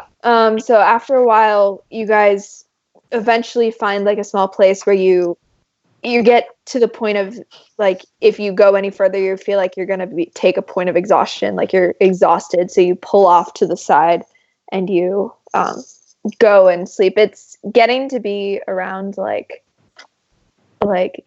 dawn. It's like a few hours till dawn, and it's starting. The darkest part of the night is over, and it's starting to get lighter now. Is it? Because they were taking watches. Is it the third watch now with Val? I mean, We're not still doing watches. Oh, nobody's doing watches? Okay. I think we're doing some Zone of Truth shit. Yeah. Val just wanted to take a nap. Val's awake now. Yeah, Val, that can count as a short rest. So if you have anything they need to do short rest wise, feel free to do that. That was like I don't think 2-3 I do. hours. Okay. Question though, do I still have a point? Yes. Okay. So eventually you guys find a place to stop. And Augie and Tam, you both now turn around and give your attention to the rest of the party while they're still in the cart. Right. Are we doing this now or later? I think I think we need to do it now. now. Do you really want to sleep with a threat hanging over your heads? I just don't know if it's a threat. Really? I feel like they go to sleep I with mean, a threat. he hasn't done anything. What was that? No, seriously, what did you say? Said they've been comfortable going to sleep with a threat hanging over their head every night till now. And who exactly are you talking about? Oh, why don't you zone a truth me and we'll figure it out. Fine. Do it, Tam. All right. Okay. Zone of truth. Okay. And it's in a 50. Gil? I'm gonna get everyone in it. It's 15. It's 60 hang on, feet. sorry, 15 foot radius. It's Oh, 6. God. Oh, yeah, Wait, yeah, yeah. 60. All in it. Yeah. Yep, everyone's in it. Fucking truth time. So 15 foot Oh, radius. no. 15 foot radius is like 15. So that's the diameter is 30 feet. So it's like basically like a 30-foot thing. Okay, I need everyone to make charisma saving throws for me. Oh, boss. Cool. Oh, charisma? Yep. Oh, Val is screwed. Come on. Oh my Is there god. any way that I can be out of it? A creature. It does not say that you are not included. So you can be outside of the circle. Shouting. 30 feet away from us. Can we not just have the circle on the guy that we're trying to interrogate? Can I? Nope, everyone's in it apart from me. But if I can kind of lean back effectively and just I'll allow it. You can place it at a place where it gets everyone except you. Yeah, I'm an independent adjudicator. And then the spell save DC is sorry. La la la la la. It should be at the bottom of your God. sheet. It's your proficiency bonus plus your charisma modifier plus 10, I believe. Oh, sorry, it's 15. Yeah. Okay. I got a 21. Yeah, 15. Then. Okay, so I got a Augie- 20 total. Okay, so Augie and Ren saved. What is Nora? Is it just plus my charisma modifier? Yeah, Christmas saving throw. throw. Oh, is that different? Are you? Oh, you're wait. not Only if proficient you're in proficient. charisma saving throws, so No, okay, it's so I got 15. 15. Oh, it's actually 24. Okay, well, you're fine. Yeah. So Nora, you're affected. I got 18. You're good. So Nora's the only one. And wait, Val, what'd you get? Huh? Well, 12. Nora Okay, and so Val. This is going to be Nora so and useful. Val. So Tam, you know that Gil, Fucking Augie, and Ren great. didn't know that they Amazing. didn't make it though. Or So, you know that wait. they made it. Okay, so Tam knows who. I know. You, I know that they didn't make it. Yes. Yeah.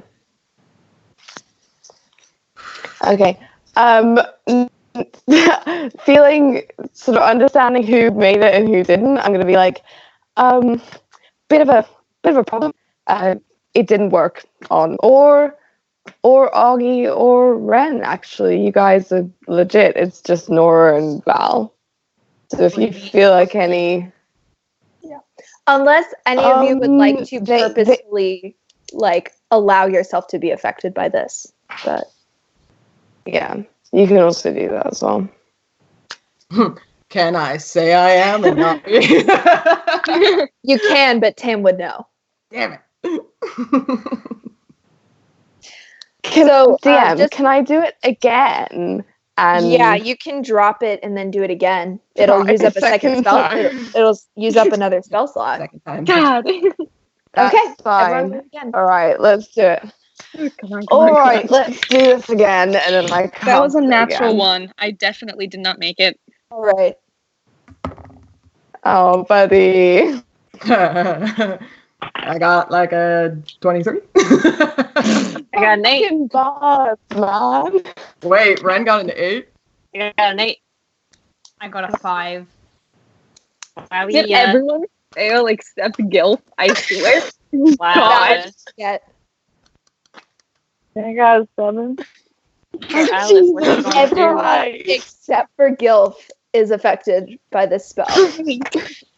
Perfect time for backstory reveals, ladies and gentlemen. Oh no. That's the worst. Okay, so Tam is just like,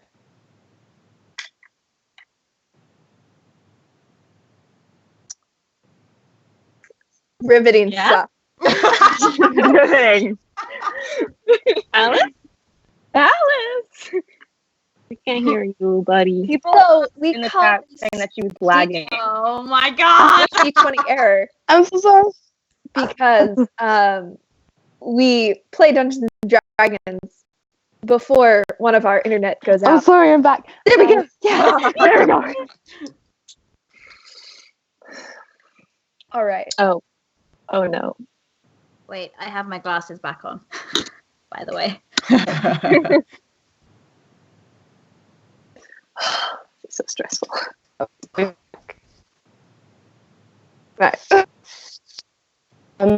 Right. Tam, like, it worked on more people now. Bad news, it did not work on.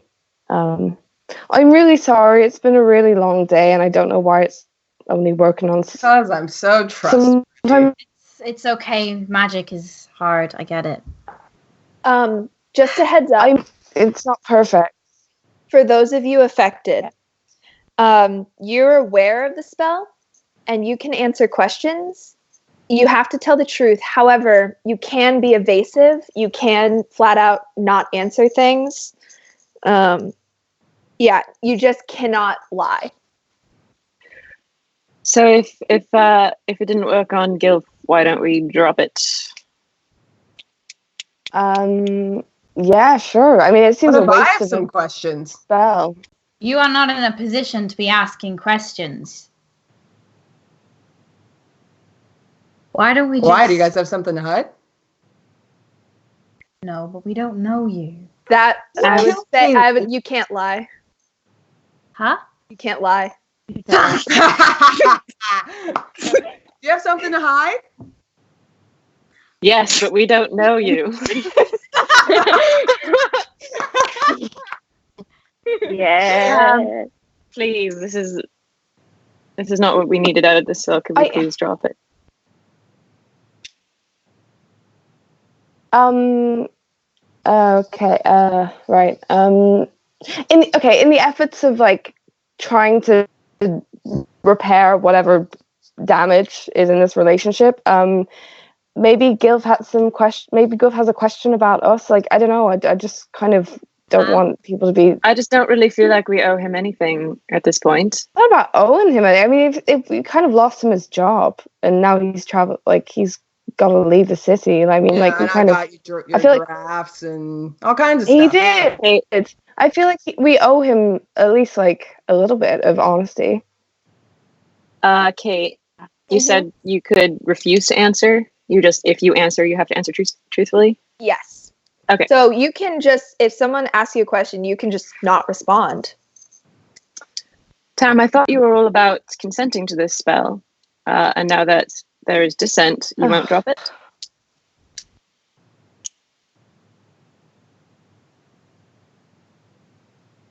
Might as well use it. You already cast it. It just sounds to me like you have something that you're trying to hide. Simple, I guess. No, I just prefer not. All right. Who wants me to drop the spell? Yeah. I mean, of course. I don't mind. I don't care. Ren, why were you pointing an arrow at Gilf? Because he threatened your lives. And like, what did he say? He said he would take you all from me. You know what? I'm going to consent to the spell. Oh! You know what? I feel like you were Okay. supposed to consent at the beginning, but I don't care. I'm going to allow that. I'm going to allow that. So you are now, you feel all of a sudden a surge. I guess, Kate, because it's in a 15. Yeah. So if you walk out of the 15-foot radius and then come Yeah. back in, then you can Okay. consent. Sorry. All right. Tam, you now feel everyone, except for you, under the effect of this spell. Okay. Is Tam frozen again? Oh, Alice, are you frozen? hey, Alan. No, no, Hey. no. Oh, There's she's back. Alice. Okay, good. Yeah. I'm frozen? No, you're good now. Yeah, You're good now, now. you're You're good good now. now. Don't change anything. Don't do anything. Okay. Okay. Well, for complete clarity and transparency, Gilf is now bound to tell the truth. So, like, do you have anything to say? Yep. Ren heard those words. He did not understand the meaning. What What other was the meaning meaning? is there? What did you mean by take us away? I did not mean, as Ren assumed, that I was going to harm you. I meant that I was going to take you away from him. Why would you do that, Gil? Because he's a danger to everyone. Why? And he took everything away Well, from me. why would you do that? What did he take? He took my family. I can tell you this. I did not take your family. What do you...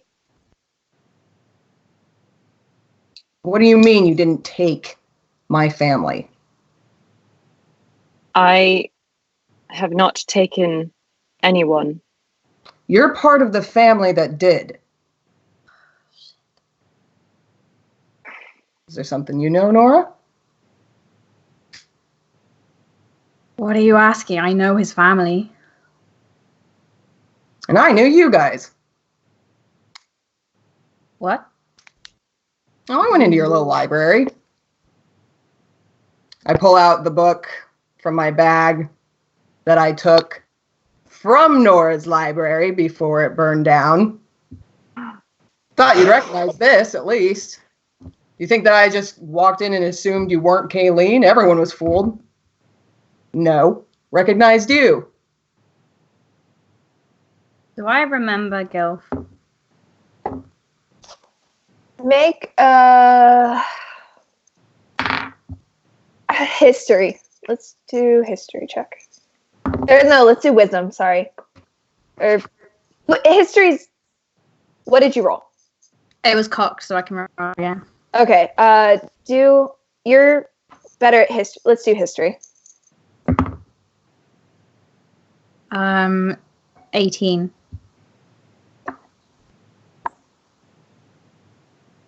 I would say you remember. You never met Gilf. You've never met him before. However, you do remember a younger goblin little boy coming around to the library occasionally with his family, with his father and his mother. They were off looking for something, and you remember at one instance this goblin boy going around reading. You remember a distinct memory of a little goblin reading one of the books, kind of sitting in between the stacks. Vague familiar. Is that from my library? That it is. Can I walk outside the circle? Mm-hmm. I'm going to leave with a book. Okay. Are you leaving, like going off into the trees, or are you just outside the circle? No, I'm like off in the trees. I just need that kind. But also eating.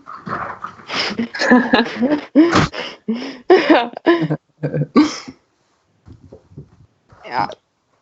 Nora, would you like me to come with you, I'm or are gone. you looking to be alone? Okay. Ren,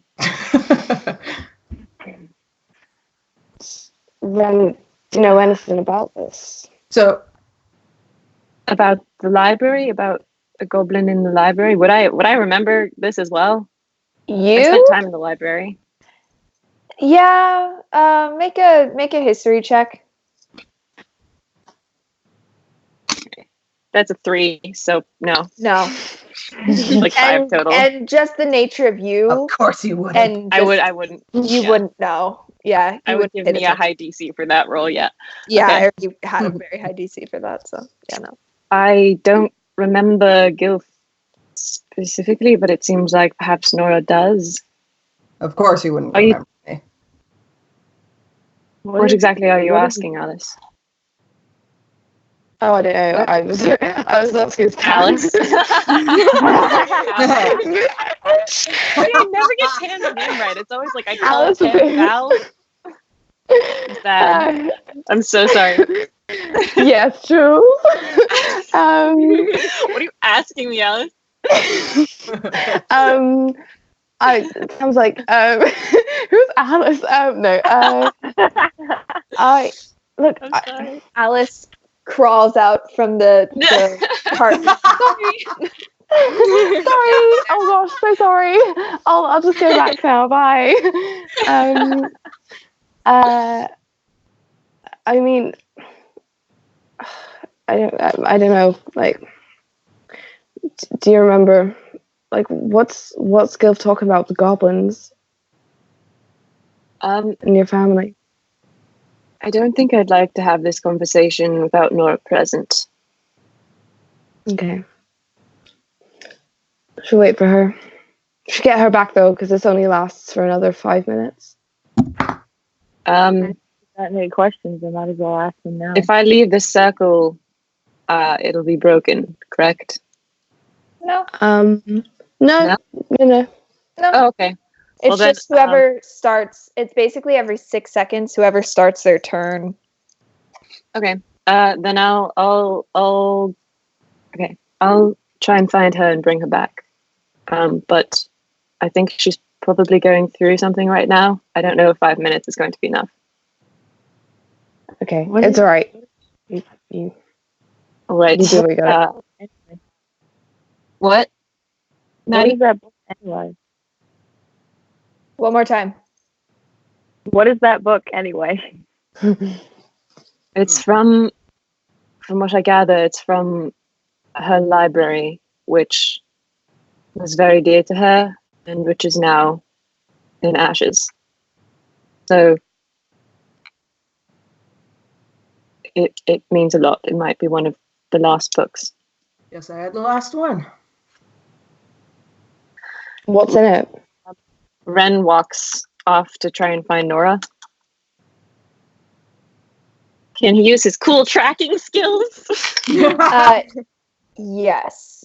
Yeah. But while that's happening, I'm gonna let the rest of the Zone of Truth. So wait, what's in the book? It's a book on. It was the one on the gods, right? Mm-hmm. Oh shit, it was all gods. Okay. Why do you have it? I was fascinated by it. I always thought it was cool to think of something bigger than myself, and so I took it. Oh, I'm not going to say I've always been honest.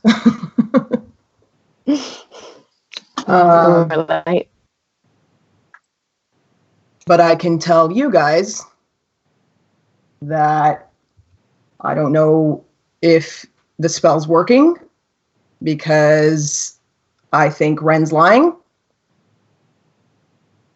But about not knowing what happened to my family. But I can tell you that the spell was working. I'm sorry. Do you think your family's still alive? Do you think your family's still alive? Ask Ren. He's not going to give you that answer.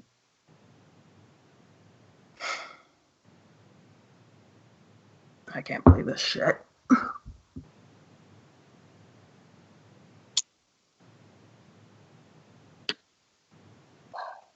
Should we go to? Sure. Transition. Ren, roll I guess this would be like tracking, so like a nature check. I thought it had been perception in the past. Had it been perception in the past? Then let's do that. I think so.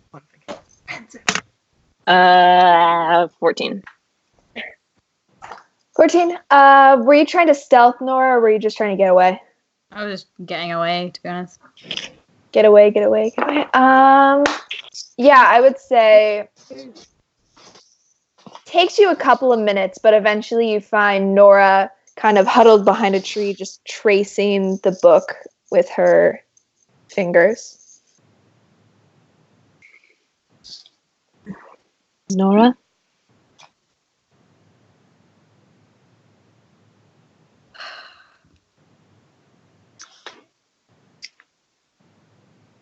Yeah, I kind of remember him. He's not lying about that. Do you recognize this book then? Yeah, I feel really stupid. It's like a really rare book. I should have known. No, you're not stupid. You had no reason to expect. Did you do you think your family did it? I sit down in front of her. So you know that my family was terrible, right? You know that. I'm sure you heard rumors. Their tradition was to break animals. It was a game for them, a point of pride to be able to say that they owned something. They did a lot of things to creatures in order to own them and change them sometimes. My mother was really fond of mixing them. It wasn't always just animals. Sometimes it was people. I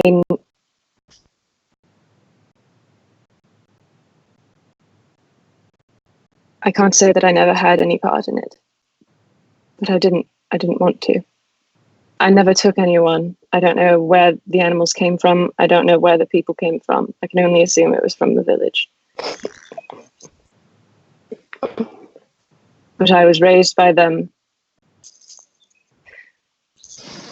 Every son was to go through a coming of age ritual that involved the breaking of a creature, and they were training me for it. It was to be when I turned 100. I fought them at every turn, but you know how they are. I did my best not to do as they asked, but sometimes I couldn't fight. But that's who I was. I don't know what happened to Gilf's family, but I know that he lived in Highgash, and there is a chance, of course, that his family ended up by mine. So yes, it could have been us. I don't know. There were so many, Nora.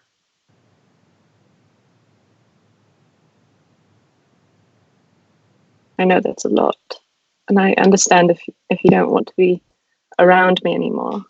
I wouldn't either, but that's not who I am anymore.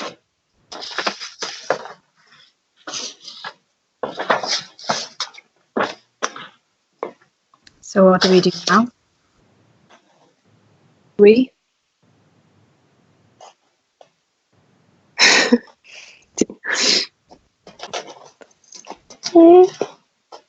I if he hadn't been such a fucking dick about it, it's bad to help him. I would have done everything in my power to help him, to repay him for what my family did, but I don't trust him anymore. He threatened you. He threatened all of you. He's been turning you all against me, and I can't blame him. Neither can I. But I can't. I don't trust him around you. So I don't know what to do. I don't know what to do.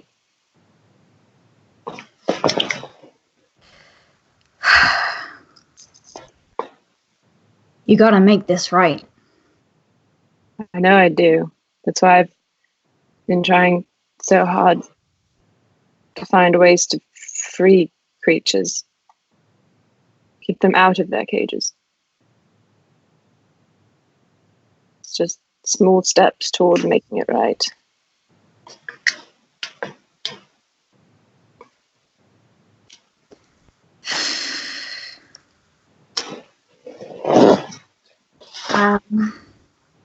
I don't really know what to say to you.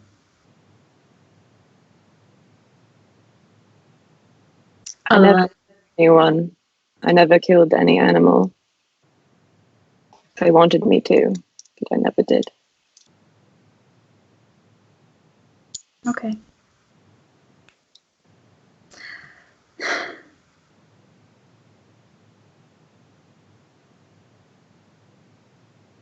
I think you've probably suffered enough, Ren. That's true. I don't know that that's true, but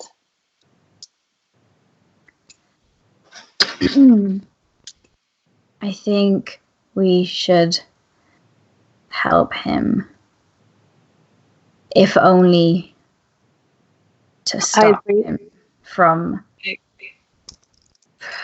He's never going to trust me. I don't know how to make him believe that I'm not one of... I think you're not thinking about the fact that he knows you're alive. He knows what? Sorry. Someone's making a scraping sound. He knows you're alive, and he knows that the last heir of the Angarden house is alive. So either we kill him or we help him. Of course. I'd rather not kill him. So we help him. I just don't... Gotta make it right, Ren. Of course. I just don't know how to make him believe that I want to. Maybe I can speak to him.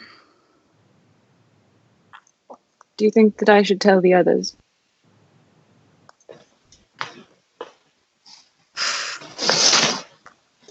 I don't know. I don't know, Ren. Did you ever experiment on half-orcs? You know, did you ever experiment on tieflings? Did I? I don't know. DM?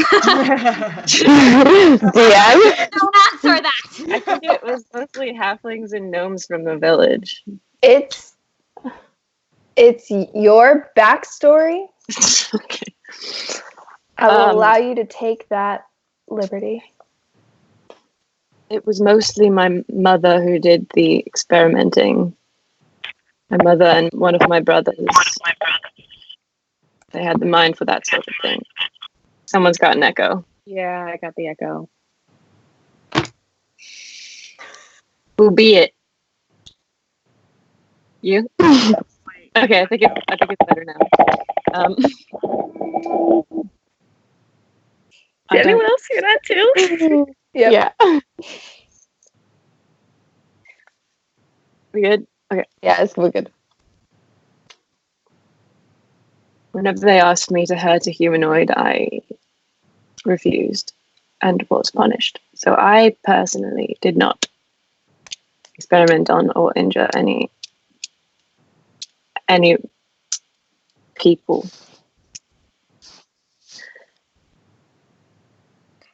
I think it might be difficult to go forward telling the truth without them knowing what my family did. I think if we are to actually succeed in this, do you think maybe they already do?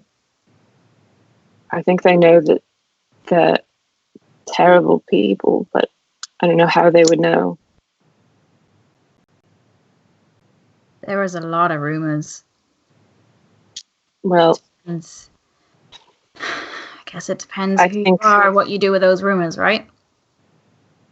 I think I'd better tell them,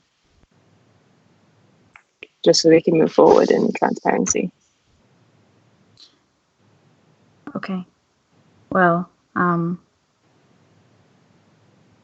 at the very least, you got me.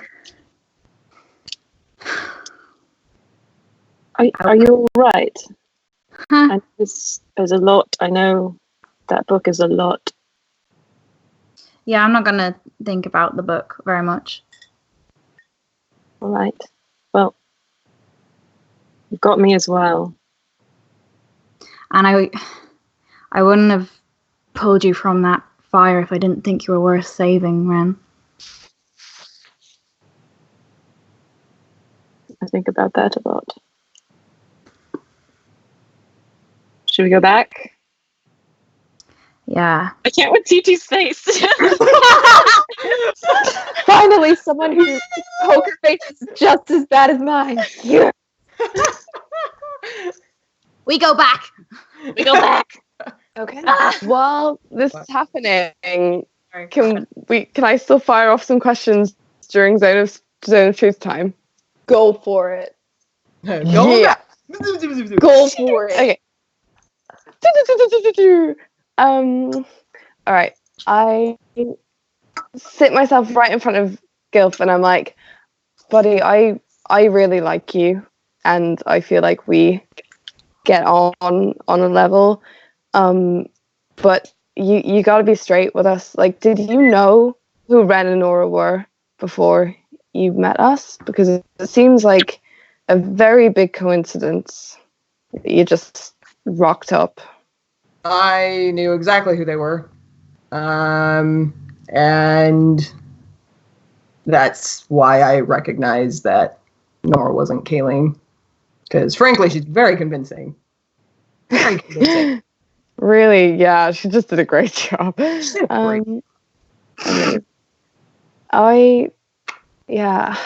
mean, do you have nefarious intentions? Like, I don't believe you do, but Ren seems very freaked out by you.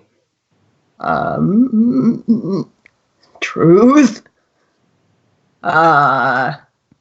Not towards any of you, but towards... I would say that I have a little bit of a vendetta against Ren. That's fair. Completely understandable. I understand a little bit about that. What? I mean, what, Val? Wait, was that you, Val? Mm-hmm. Oh, yeah. Sorry, I had to switch my earbuds like 3 times, so I'm getting like bits and pieces of conversation. So I didn't know if that went through or not. Yeah, no. It did? Okay. So, you have I turned to Oggy and Val. Oh, sorry. No, I was just gonna ask if do you have a vendetta against someone in this group? Oh. We couldn't hear you. Shit! Oh wait, we got it. I don't know what's going on with this right now. I said not technically. Technically? It's not any of you guys. Is it somebody who's in the woods right now? No. Yeah. I mean, I have a vendetta against myself, but there's not much I can really do about that. I didn't catch that. I'm so sorry. What was it? I said I have a vendetta against myself, but there's not really much that I can do about that. Do you mean the beast? Yes and no. But he hasn't don't shown have- himself in a while. You haven't gone blood red eyes for a while. He's always here. He's always there. Every time I close my eyes, every time I'm alone, I hear him. I mean, we've all got a little bit of a beast in us. This is a little bit of a different kind of beast. But I get why. Like I have done some things that haunt me.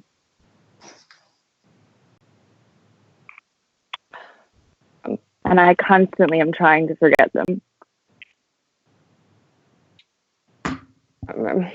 I mean, the best you can do is just do good things going forward and try and balance it out, right?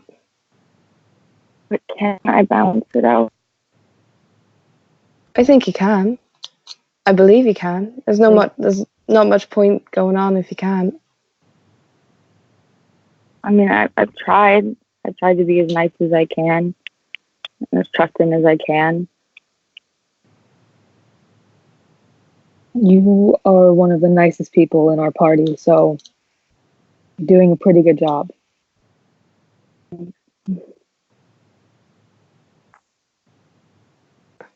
Honestly, Val, you're the best. You're the best of all of us. No, I'm not. I think you're pretty swell. But what you were saying about, your family and all that, I know what that's like.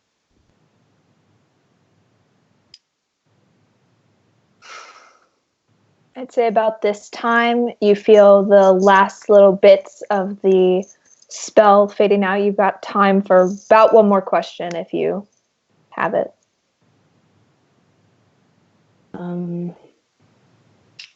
Okay, we've got about 5 seconds left. 5, 4, 3, 2.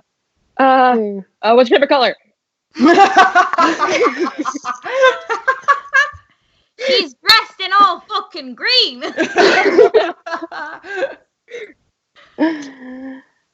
Not yet. Green. Cool. Black. That's out of the way. If you wanted to know, it was black. Yeah. Gail, what about you? Oh, wait. Me? Favorite color. You're in the zone of truth. You gotta answer. Oh, shit. Purple. All right. I feel like that was pretty apparent. And about that time, you feel the last little bits fade. You guys kind of just sit there for a moment in silence. Oh no!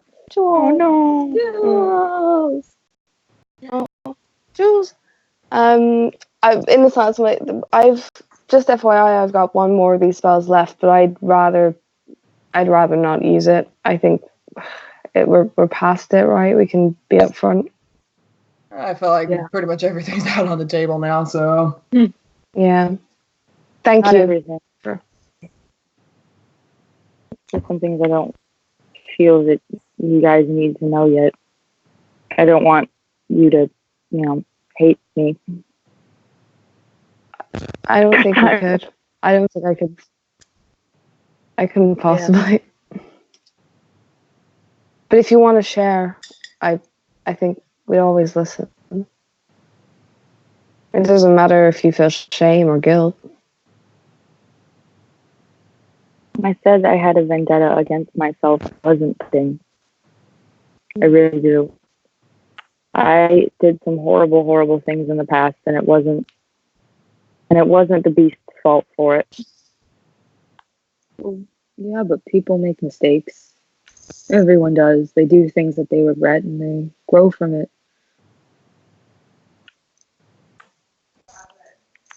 I don't know. I think I'm pretty swell. I just kind of pat Gilf on the head, like, okay, buddy. You are. All right, buddy.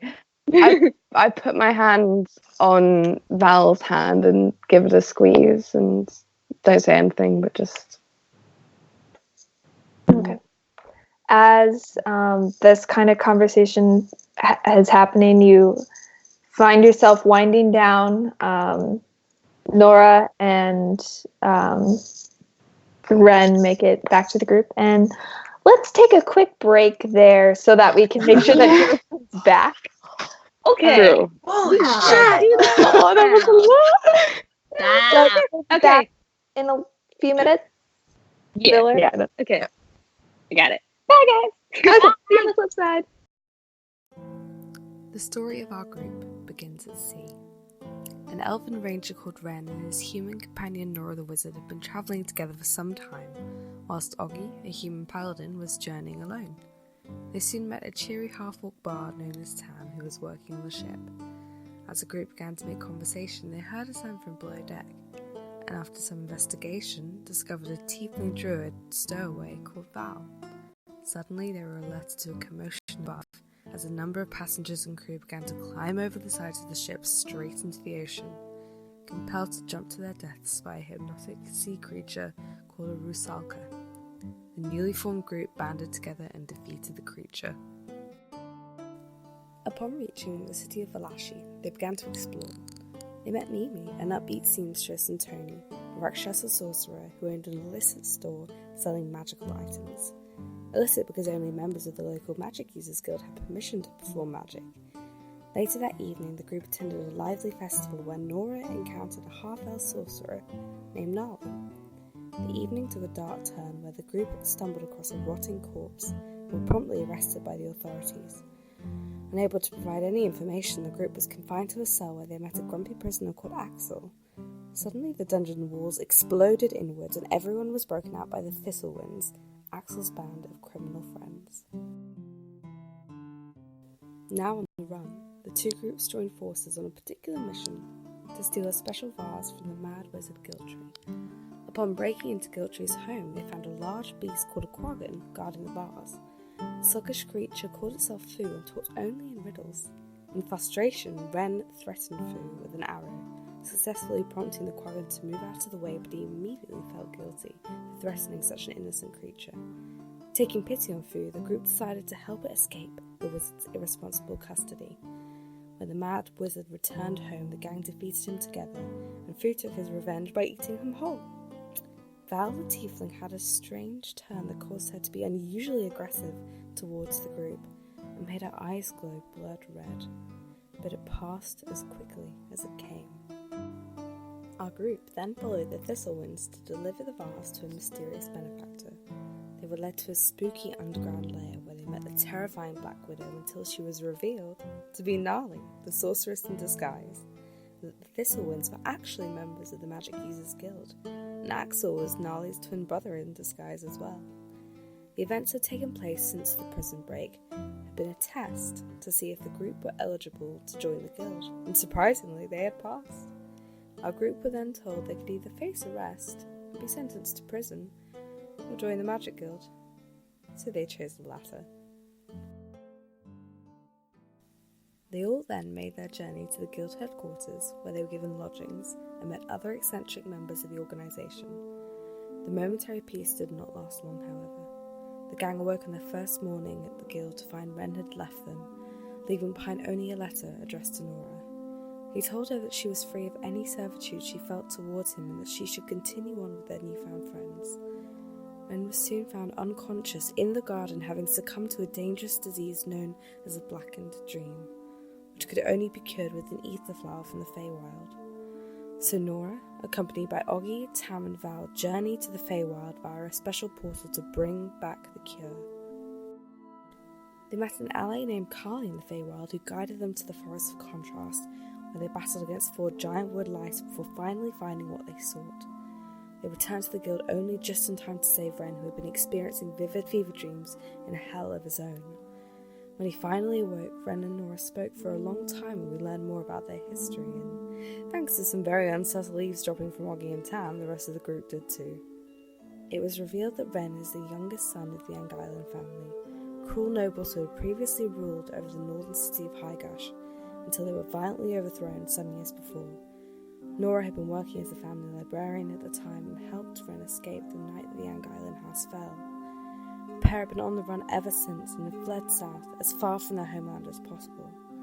They were anxious to keep their identities hidden, and their fellow party members promised to keep their secret. The gang still needed to figure out who had cursed Ren with the disease that nearly killed him. He informed the group that before being struck down in the garden, he remembered an old woman approaching him who was not part of the guild. He also recalled from his fevered dream an elven woman with black skin and white hair who had said, "Find me, where the land and the sea meet the north and the snow." After some intense research, they discovered that the woman might have been Lady Silverhair, a drow goddess of moonlight beauty, singing and dancing. Her chaotic evil brother, also known as the Lord of Shadow, was a drow deity of shadow magic and thievery. Both deities were involved in a battle among the gods. However, an important page was torn from the book, halting their research any further. The group discussed the possibility of following the strange words of the drow goddess and travelling north, but they knew how dangerous it would be for Nora and Ren. As Ren grew more and more restless, confined within the guild headquarters, the group made the decision to take on a new mission. Their task was to infiltrate and disband an animal smuggling ring that had been active for about a year, selling magical animals on the black market. The group they sought was a 2-day ride away, so the gang travelled into Valashi once more to purchase horses, and through comically bad insight they ended up buying 2 giraffes instead.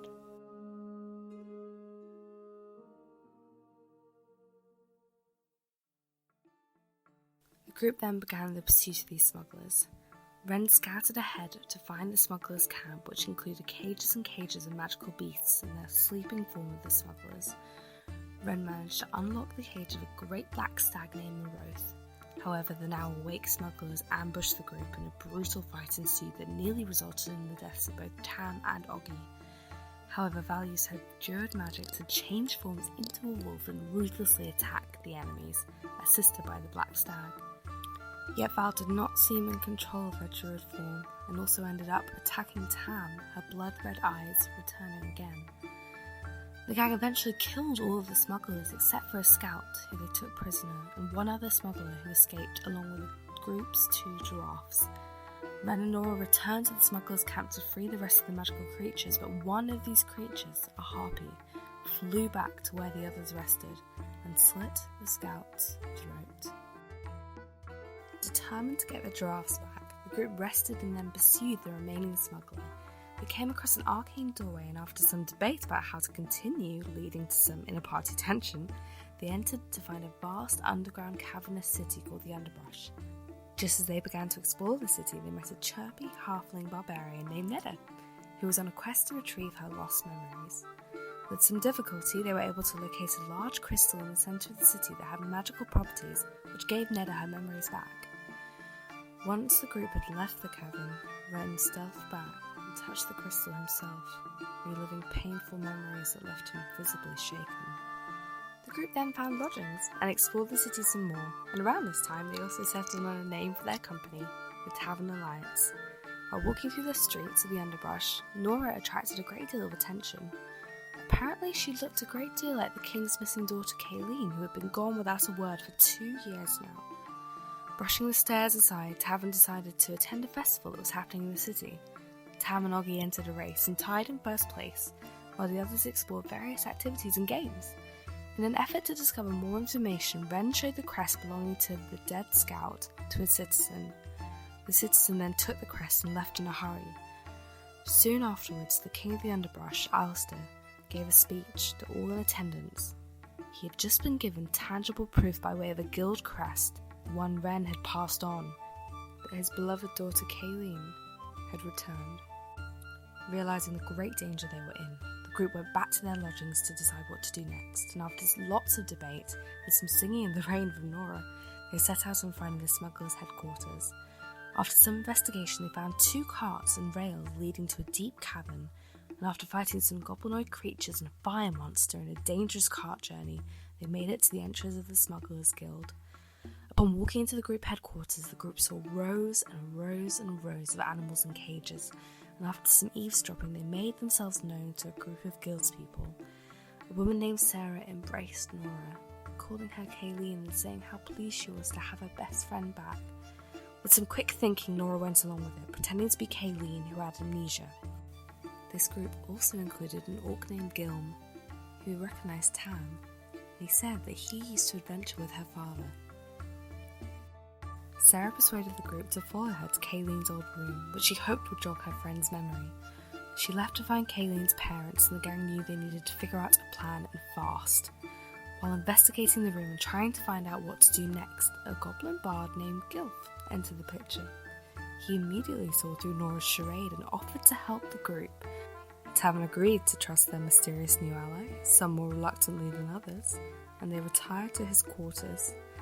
As a courtesan with friends in high places, Gilf offered the group intelligence and support, claiming that their interests aligned. Which brings us up to now. The group are at a crossroads.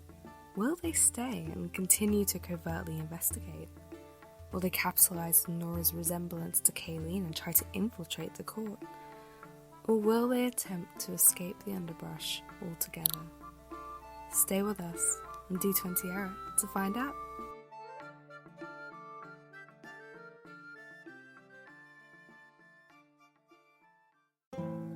The story of our group begins at sea. An elven ranger called Ren and his human companion Nora the Wizard had been travelling together for some time, whilst Oggy, a human paladin, was journeying alone. They soon met a cheery half-orc bard known as Tam, who was working on the ship. As the group began to make conversation, they heard a sound from below deck, and after some investigation, discovered a tiefling druid stowaway called Val. Suddenly, they were alerted to a commotion above, as a number of passengers and crew began to climb over the sides of the ship straight into the ocean, compelled to jump to their deaths by a hypnotic sea creature called a rusalka. The newly formed group banded together and defeated the creature. Upon reaching the city of Valashi, they began to explore. They met Mimi, an upbeat seamstress, and Tony, a Rakshasa sorcerer who owned an illicit store selling magical items.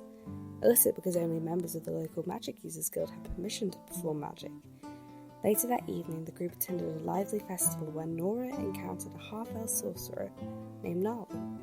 The evening took a dark turn where the group stumbled across a rotting corpse and were promptly arrested by the authorities. Unable to provide any information, the group was confined to a cell where they met a grumpy prisoner called Axel. Suddenly, the dungeon walls exploded inwards and everyone was broken out by the Thistlewinds, Axel's band of criminal friends. Now on the run, the two groups joined forces on a particular mission to steal a special vase from the mad wizard Giltree. Upon breaking into Giltree's home, they found a large beast called a quaggan guarding the vase. The sluggish creature called itself Fu and talked only in riddles. In frustration, Ren threatened Fu with an arrow, successfully prompting the quaggan to move out of the way, but he immediately felt guilty for threatening such an innocent creature. Taking pity on Fu, the group decided to help it escape the wizard's irresponsible custody. When the mad wizard returned home, the gang defeated him together, and Fu took his revenge by eating him whole. Val the tiefling had a strange turn that caused her to be unusually aggressive towards the group, and made her eyes glow blood red, but it passed as quickly as it came. Our group then followed the Thistlewinds to deliver the vase to a mysterious benefactor. They were led to a spooky underground lair where they met the terrifying Black Widow until she was revealed to be Gnarly, the sorceress in disguise. The Thistlewinds were actually members of the Magic Users Guild, and Axel was Gnarly's twin brother in disguise as well. The events had taken place since the prison break, had been a test to see if the group were eligible to join the guild, and surprisingly they had passed. Our group were then told they could either face arrest and be sentenced to prison, or join the Magic Guild, so they chose the latter. They all then made their journey to the guild headquarters, where they were given lodgings and met other eccentric members of the organisation. The momentary peace did not last long, however. The gang awoke on their first morning at the guild to find Ren had left them. leaving behind only a letter addressed to Nora. He told her that she was free of any servitude she felt towards him and that she should continue on with their newfound friends. Ren was soon found unconscious in the garden, having succumbed to a dangerous disease known as a blackened dream, which could only be cured with an ether flower from the Feywild. So Nora, accompanied by Oggy, Tam and Val, journeyed to the Feywild via a special portal to bring back the cure. They met an ally named Carly in the Feywild who guided them to the Forest of Contrast, where they battled against 4 giant wood lice before finally finding what they sought. They returned to the guild only just in time to save Ren, who had been experiencing vivid fever dreams in a hell of his own. When he finally awoke, Ren and Nora spoke for a long time and we learned more about their history, and thanks to some very unsubtle eavesdropping from Oggy and Tam, the rest of the group did too.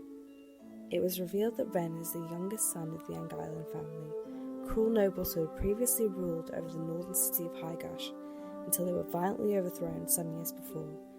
Nora had been working as a family librarian at the time and helped Ren escape the night the Anguillan house fell. The pair had been on the run ever since and had fled south, as far from their homeland as possible. They were anxious to keep their identities hidden, and their fellow party members promised to keep their secret.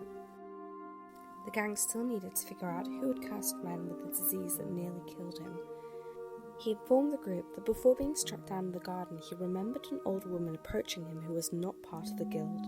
He also recalled from his fevered dream an elven woman with black skin and white hair who had said, "Find me, where the land and the sea meet the north and the snow."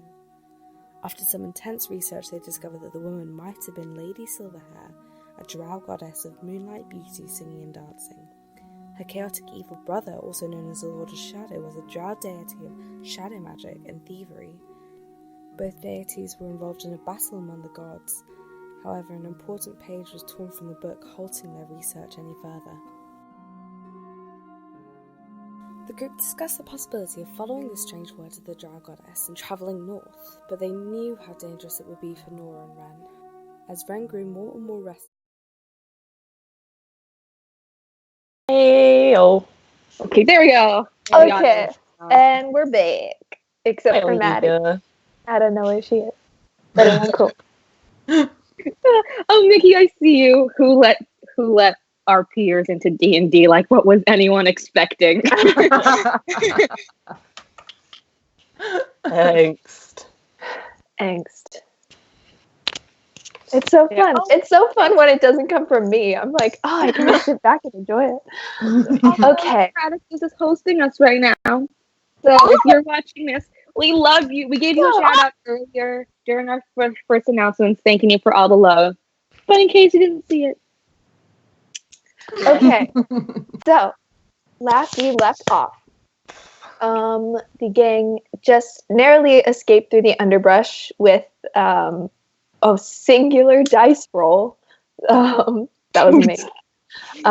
And managed to make their way up back to the top, along with Gilf, the goblin courtesan, who has since been sacked, I guess. Yeah. Okay. Oh my god. I didn't get it. What? Nothing. Don't worry about it. And as they made their way up, Gilf ran back to grab the giraffes, starting Ren in the process, and kind of sitting down, had a heart-to-heart, revealing his true intentions towards Ren and the group. The group then traveled for a few hours, where Tam, our half-orc bard, cast Zone of Truth and revealed there was a lore dump, there was some angst, it was a great time. And right in the process, Nora ran off with Ren just closely following behind, and they came back to the group just as Zone of Truth completed and are now sitting.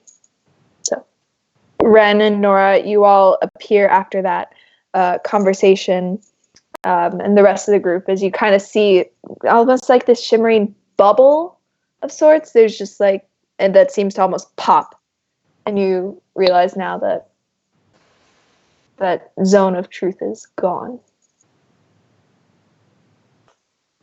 Well, I will say it is Knowing your biological clock, it's about to be, like, it seems as though the sun is about to come up.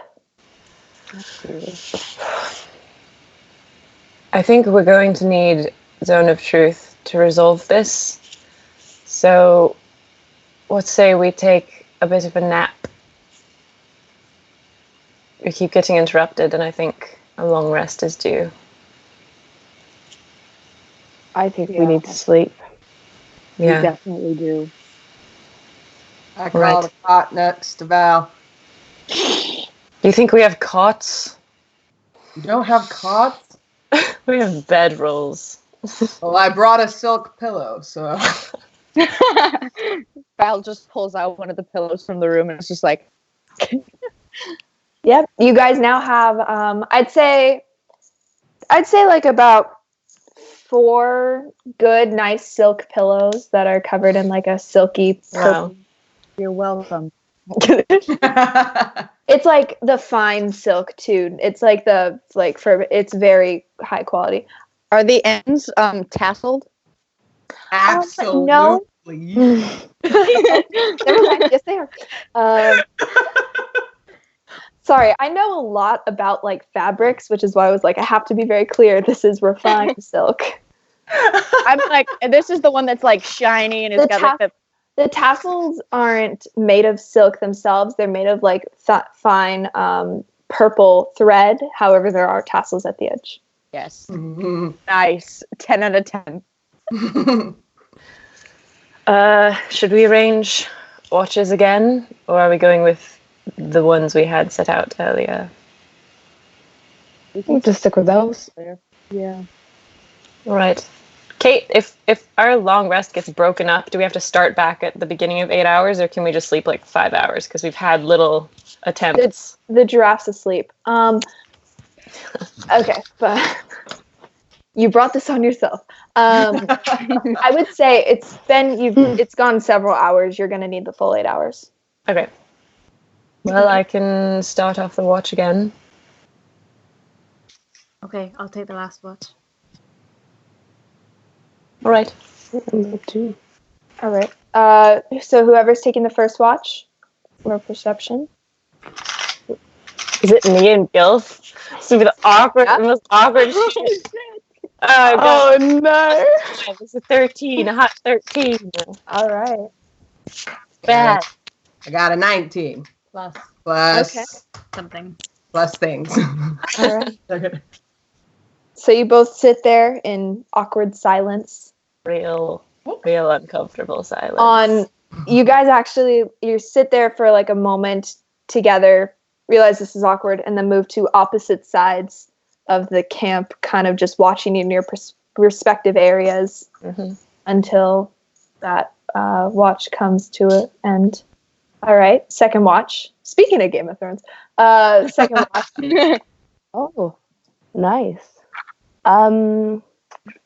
That's 17. Okay. That's gonna be a 14. Okay, good to know. Do you guys have any conversation or? Miller?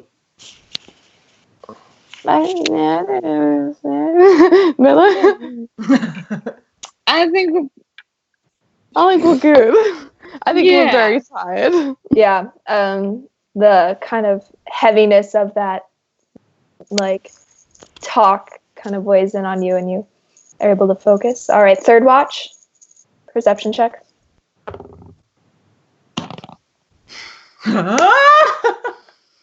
Natural 20.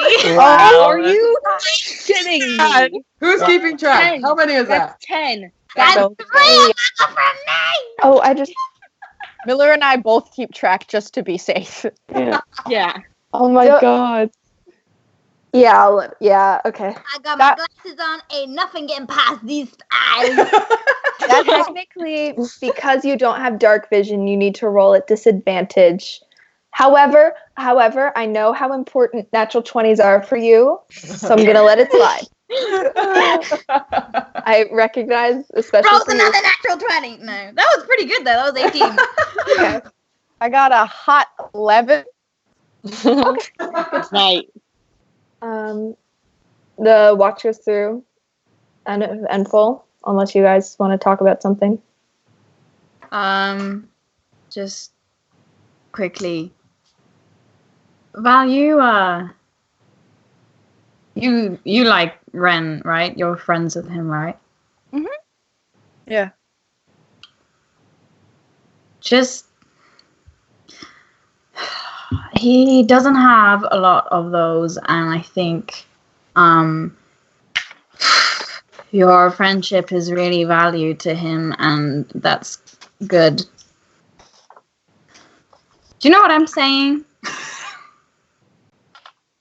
I think I understand. I mean, I know his family's done some horrible things, but I can see that he's trying. And that, given what I was hearing from Augie and Tam and Gilf today, that trying is just what you need to do. And so I understand. Yeah, my dad used to say there ain't any good and bad people, it's just people who try and people who don't. I think he tries. He does. I can see it. He didn't flinch last time I gave him a hug, so I think he's getting better. Yeah. Also, do you know how to braid? Braid hair? Yeah. I am very, very good at braiding hair. Can you? I can't on like my hair because it's like but yes. I feel that. Maddie understands. That does not. Could you braid my hair? It's I'm kind of getting annoyed with it. It's gotten really long. Okay. Sure. I'm gonna keep watching though. I gotta keep one eye, you know? Yeah. Yeah. I'm gonna like do the thing where like slip down and like kind of half lay and sit. Like where, like, you know what I'm talking about, where like your friends lean against your legs and you're kind of just like, yeah. I used to have this doll.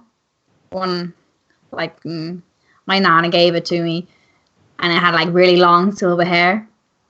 I used to braid it all the time because I couldn't braid my own hair. I didn't even like dolls, but anyway, there, it's done. She like takes it and like feels the braid on her hair and it's like, thank you. Very pretty. Thanks. Oh, you know what I just realized? Since you guys were going to sleep around when it was light out, you wouldn't need the disadvantage because it's in the middle of the day by the time that you guys are doing this. So that nat 20 counts. Everything. I see it all. You see little skitterings. You see like a little mouse. You see birds flying overhead. Not people, which you can take that as you will. But Good, because people flying overhead would be disconcerting. The hands like doing this as they're going. Superman? Cool. all right. So eventually, it's about. I'd say it's about midday. It's about noon by the time you all finally wake up. All right. Are you continuing? Are you doing Zone of Truth again? I'm gonna pet the giraffes when I wake up and like give them some snacks and spend like 10 minutes with them. I'll do the same with Moroth. You get Moroth seems pretty unhappy right now, just being in the sun. He's kind of hiding under the shade of a tree. Can I teach PB&J to respond to his name? Okay, roll an animal handling check. Please. Please. Nat 18. Nice. Plus, I'm proficient in that animal handling. So Okay. it's 23, which would then be 23? 21, 22. 21. Oh, 22, and then is the proficiency bonus already added to that? In your cheat sheet, yes, I believe so. Okay. So Yeah, because your wisdom is yes, so 22. Good. It takes a few hours. Well, no, let's see. It takes like about an hour, I'd say, actually. Dogs are pretty smart. And it takes, at first it starts with you have small little treats, and kind of, it's more the tone. It's like, PB&J, like the very tall, like the high pitched, like, oh, good boy kind of thing. But eventually you're able to just say his name, and he looks up and looks around excitedly and sees you and starts to run towards you. Yay! We did it! Now respond to his name. Yes! Right. I'm gonna go pet PB&J. He's After he does the whole thing, like he's pretty excited. A reward pets. Yes, he's very excited about it. Are we all just doing like pet therapy right now? Yes. A little bit. Nora has Oscar in her lap.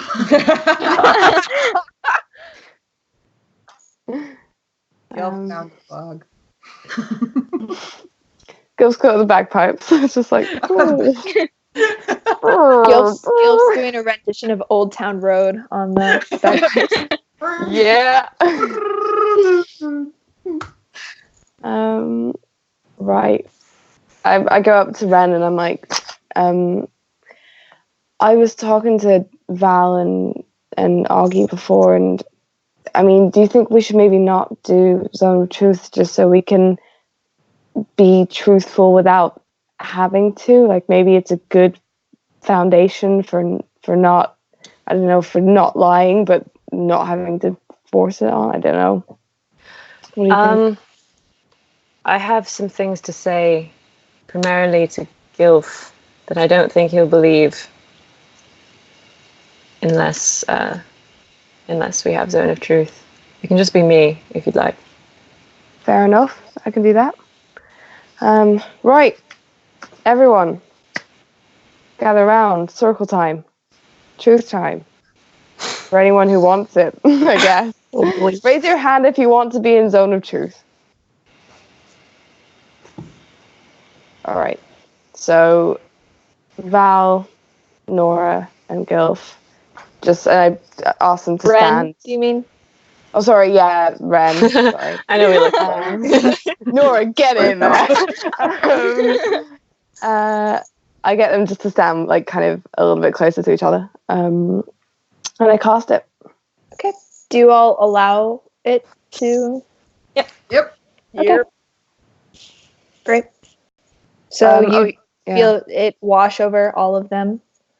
Those of you on the outside, you see it's almost like a very flimsy, almost like bubble, like exterior. It looks like a bubble. However, you're able to pass through it very easily if you desire without it popping. But for the next 10 minutes, you got Zone of Truth. So, you think I took your family, right, Gilf? I was under the impression. Right. Under the influence of Zone of Truth, I can tell you, I did not take your family. However, the Aang Islands may have. I don't know. You don't know. I don't. You don't know what your family was doing. I knew what my family was doing, and they tried to make me part of it. But I have racked my memory. I got a natural 20, and I can't recall any. I don't. You said your brother and your mother were missing? My brother, my mother, and my bastard of a father. I don't recall exactly a group like that. That's not to say that it didn't happen, because a lot of animals and a lot of people were taken by the Inga Islands. What did they do to them? Do you want to know? Do you really want to know? I mean, I've been looking for them for a long time, so it might be nice. I'm speaking to everyone now, not just Gilf. So, you may have heard rumors about the Inga Islands, about the cruelty they've been known to show to animals. And it's part of their strange little internal culture to show their dominance over other species. The rumors mostly describe acts of cruelty against animals because, of course, the Inga Island coming of age ritual involved the domination of an animal. But I think this was spearheaded by my mother. I'm not sure. They also began to take people. Basically anything that wasn't an elf, wasn't a high elf, was an animal to them. So they began to take people. Gilf, sometimes they were just used as training for my brothers and I. I never partook. But my mother was known to conduct experiments. I stayed as far away from that as I could. What kind of experiments? She liked to make new things out of living things. Kate is smiling. Kate, you're so evil. I don't know what you're talking about. My poker face is really bad, you guys. I could be smiling about anything. I don't know if that's what happened to your family, but it could have been. She liked to make new things and make us fight them, or, I don't know, sell them, or... When you say new things, what do you mean? Monstrosities. Amalgamations.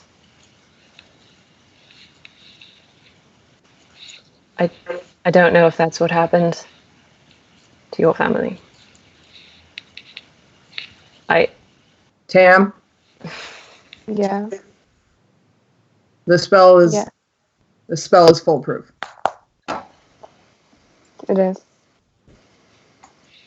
I can also say, and I know this doesn't clear me of any blame, but whenever one of the humanoids was ailing, I did my best to keep them alive. I was trying to learn healing magic, that's why I was always in the library, but I just didn't have a knack for it. So it was just food and water, and if I was caught, I was punished. So I couldn't do it often. What happened to your family? They were burned, as far as I know. I certainly hope so. I hope it caused them so much pain. I'm with you there. Is there a chance that they're still alive? Kate. Yeah. Would I have known whether the Inga Islands were part of like a trading network? Like, would they have ever traded creatures out of their possession, or were they just buyers? Well, there was some trading, yes. Mostly to other continents. Nothing really in... Well... Yeah, yes, there was trading. In and out. And Mostly in, but some out. Do I know like what sorts of creatures were traded out? Was it just like my mother's creations, or was it Mostly your anything? mother's creations, yes. Okay. If they were taken by the Inga Islands, I think it's unlikely that they would have left as they came in. That said, I don't know what happened to the creatures after my house was burned. They may have been liberated, so if they were contained at that point, when it all burned, perhaps they were freed. I hope so. I hope so. All right, I'm done. Is everybody else done? And Gilf, one question. What? You never intended to kill any of them, did you? Nope. Or harm them? Nope. I might have tried to kill you, but All right. No further questions, Your Honor. Val, you were starting to say something. Ren, did you know if your family ever went up to Balmwich, where I lived? Did my family travel, Kate? To Balmwich? Your family didn't necessarily travel, but they had lots of people sent out. They had lots of spies, they had a very well-connected network that would do most of their dirty work for them. It's the reason that they never really got caught doing anything, because they had a network that was diverse and scattered enough that it never could really be fully traced back to them. Yeah, okay. I basically passed that on.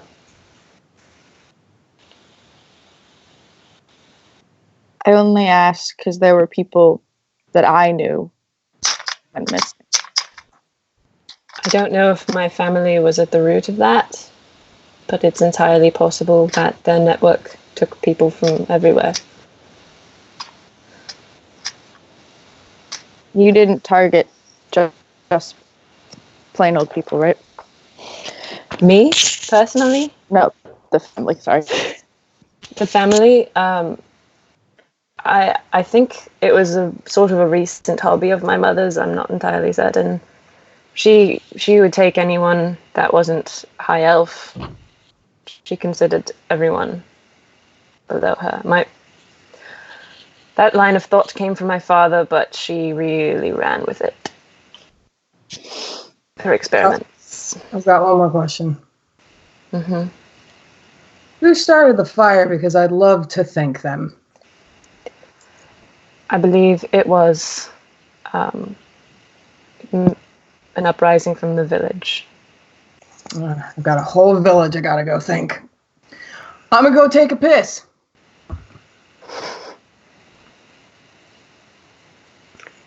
Okay. Kate, the same thing went through my head.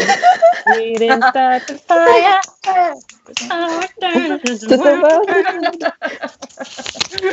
I'm so sorry. I tried. I was like... All right. I have one more question for Ren. Remember back when I first told you about what I was going through? Mm-hmm. You said you'd protect them at all costs. Do you still mean it? Of course. If that's what you want. I do. All right. I drop it. All right. Kind of sit for a moment, kind of just ruminating on what's come about. Gilf, do you come back, or? I mean, I'm done with my piss, so yeah. I didn't know if that was like you're genuinely leaving. You're just out. I'm back. So, sorry. no, So after what I've told you all, I can understand if you don't want to travel with me anymore.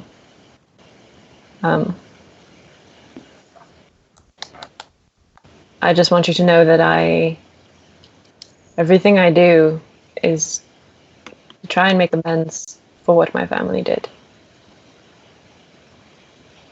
For every animal liberated, I feel a little closer I don't think I ever will make it, but to making up for what they did, I'm trying to do better than them. That's all.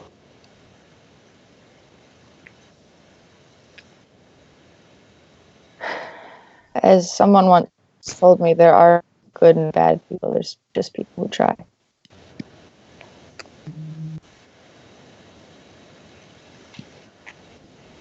And trying is all we can do at this point. You're here, and that's what matters. Well, I don't know any of you very well, but I kind of want to stick around. If you guys don't mind. Val, you mind? Are you still looking for your family? I mean, it'd be nice to know what happened to them. I would like to get some sort of resolution here in the underbrush, maybe free those animals at the very least, but we could go, I can't believe I'm suggesting this, but we could go back to Higash and investigate there, see if we can track them, see if they were alive when the fire was started. I haven't been back there in years. Nor have we. If it's too hard for you guys, we don't have to.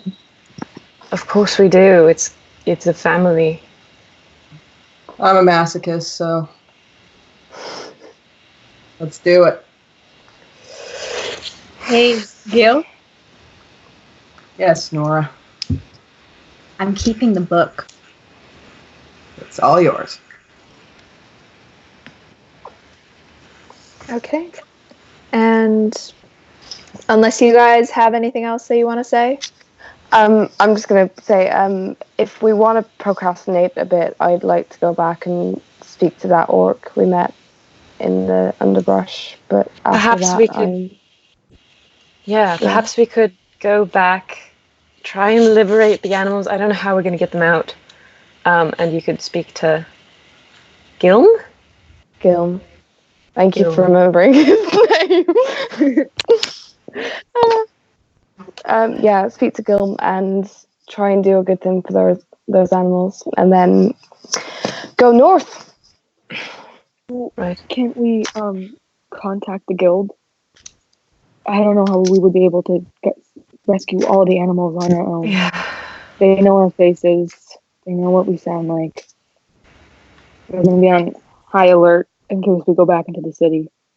I'm going to reinforce what I said before and just kind of throw this out there, but make sure you know who you're working for.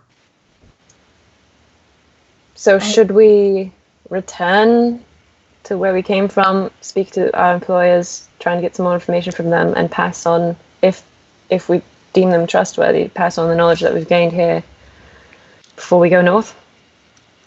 Yeah, as long as we don't go directly back into the underbrush so quite soon, because Augie's right. They know our faces, they know our voices. Give them time to forget. Perhaps just Tam and someone to protect Tam, if you're set on speaking to Gilm.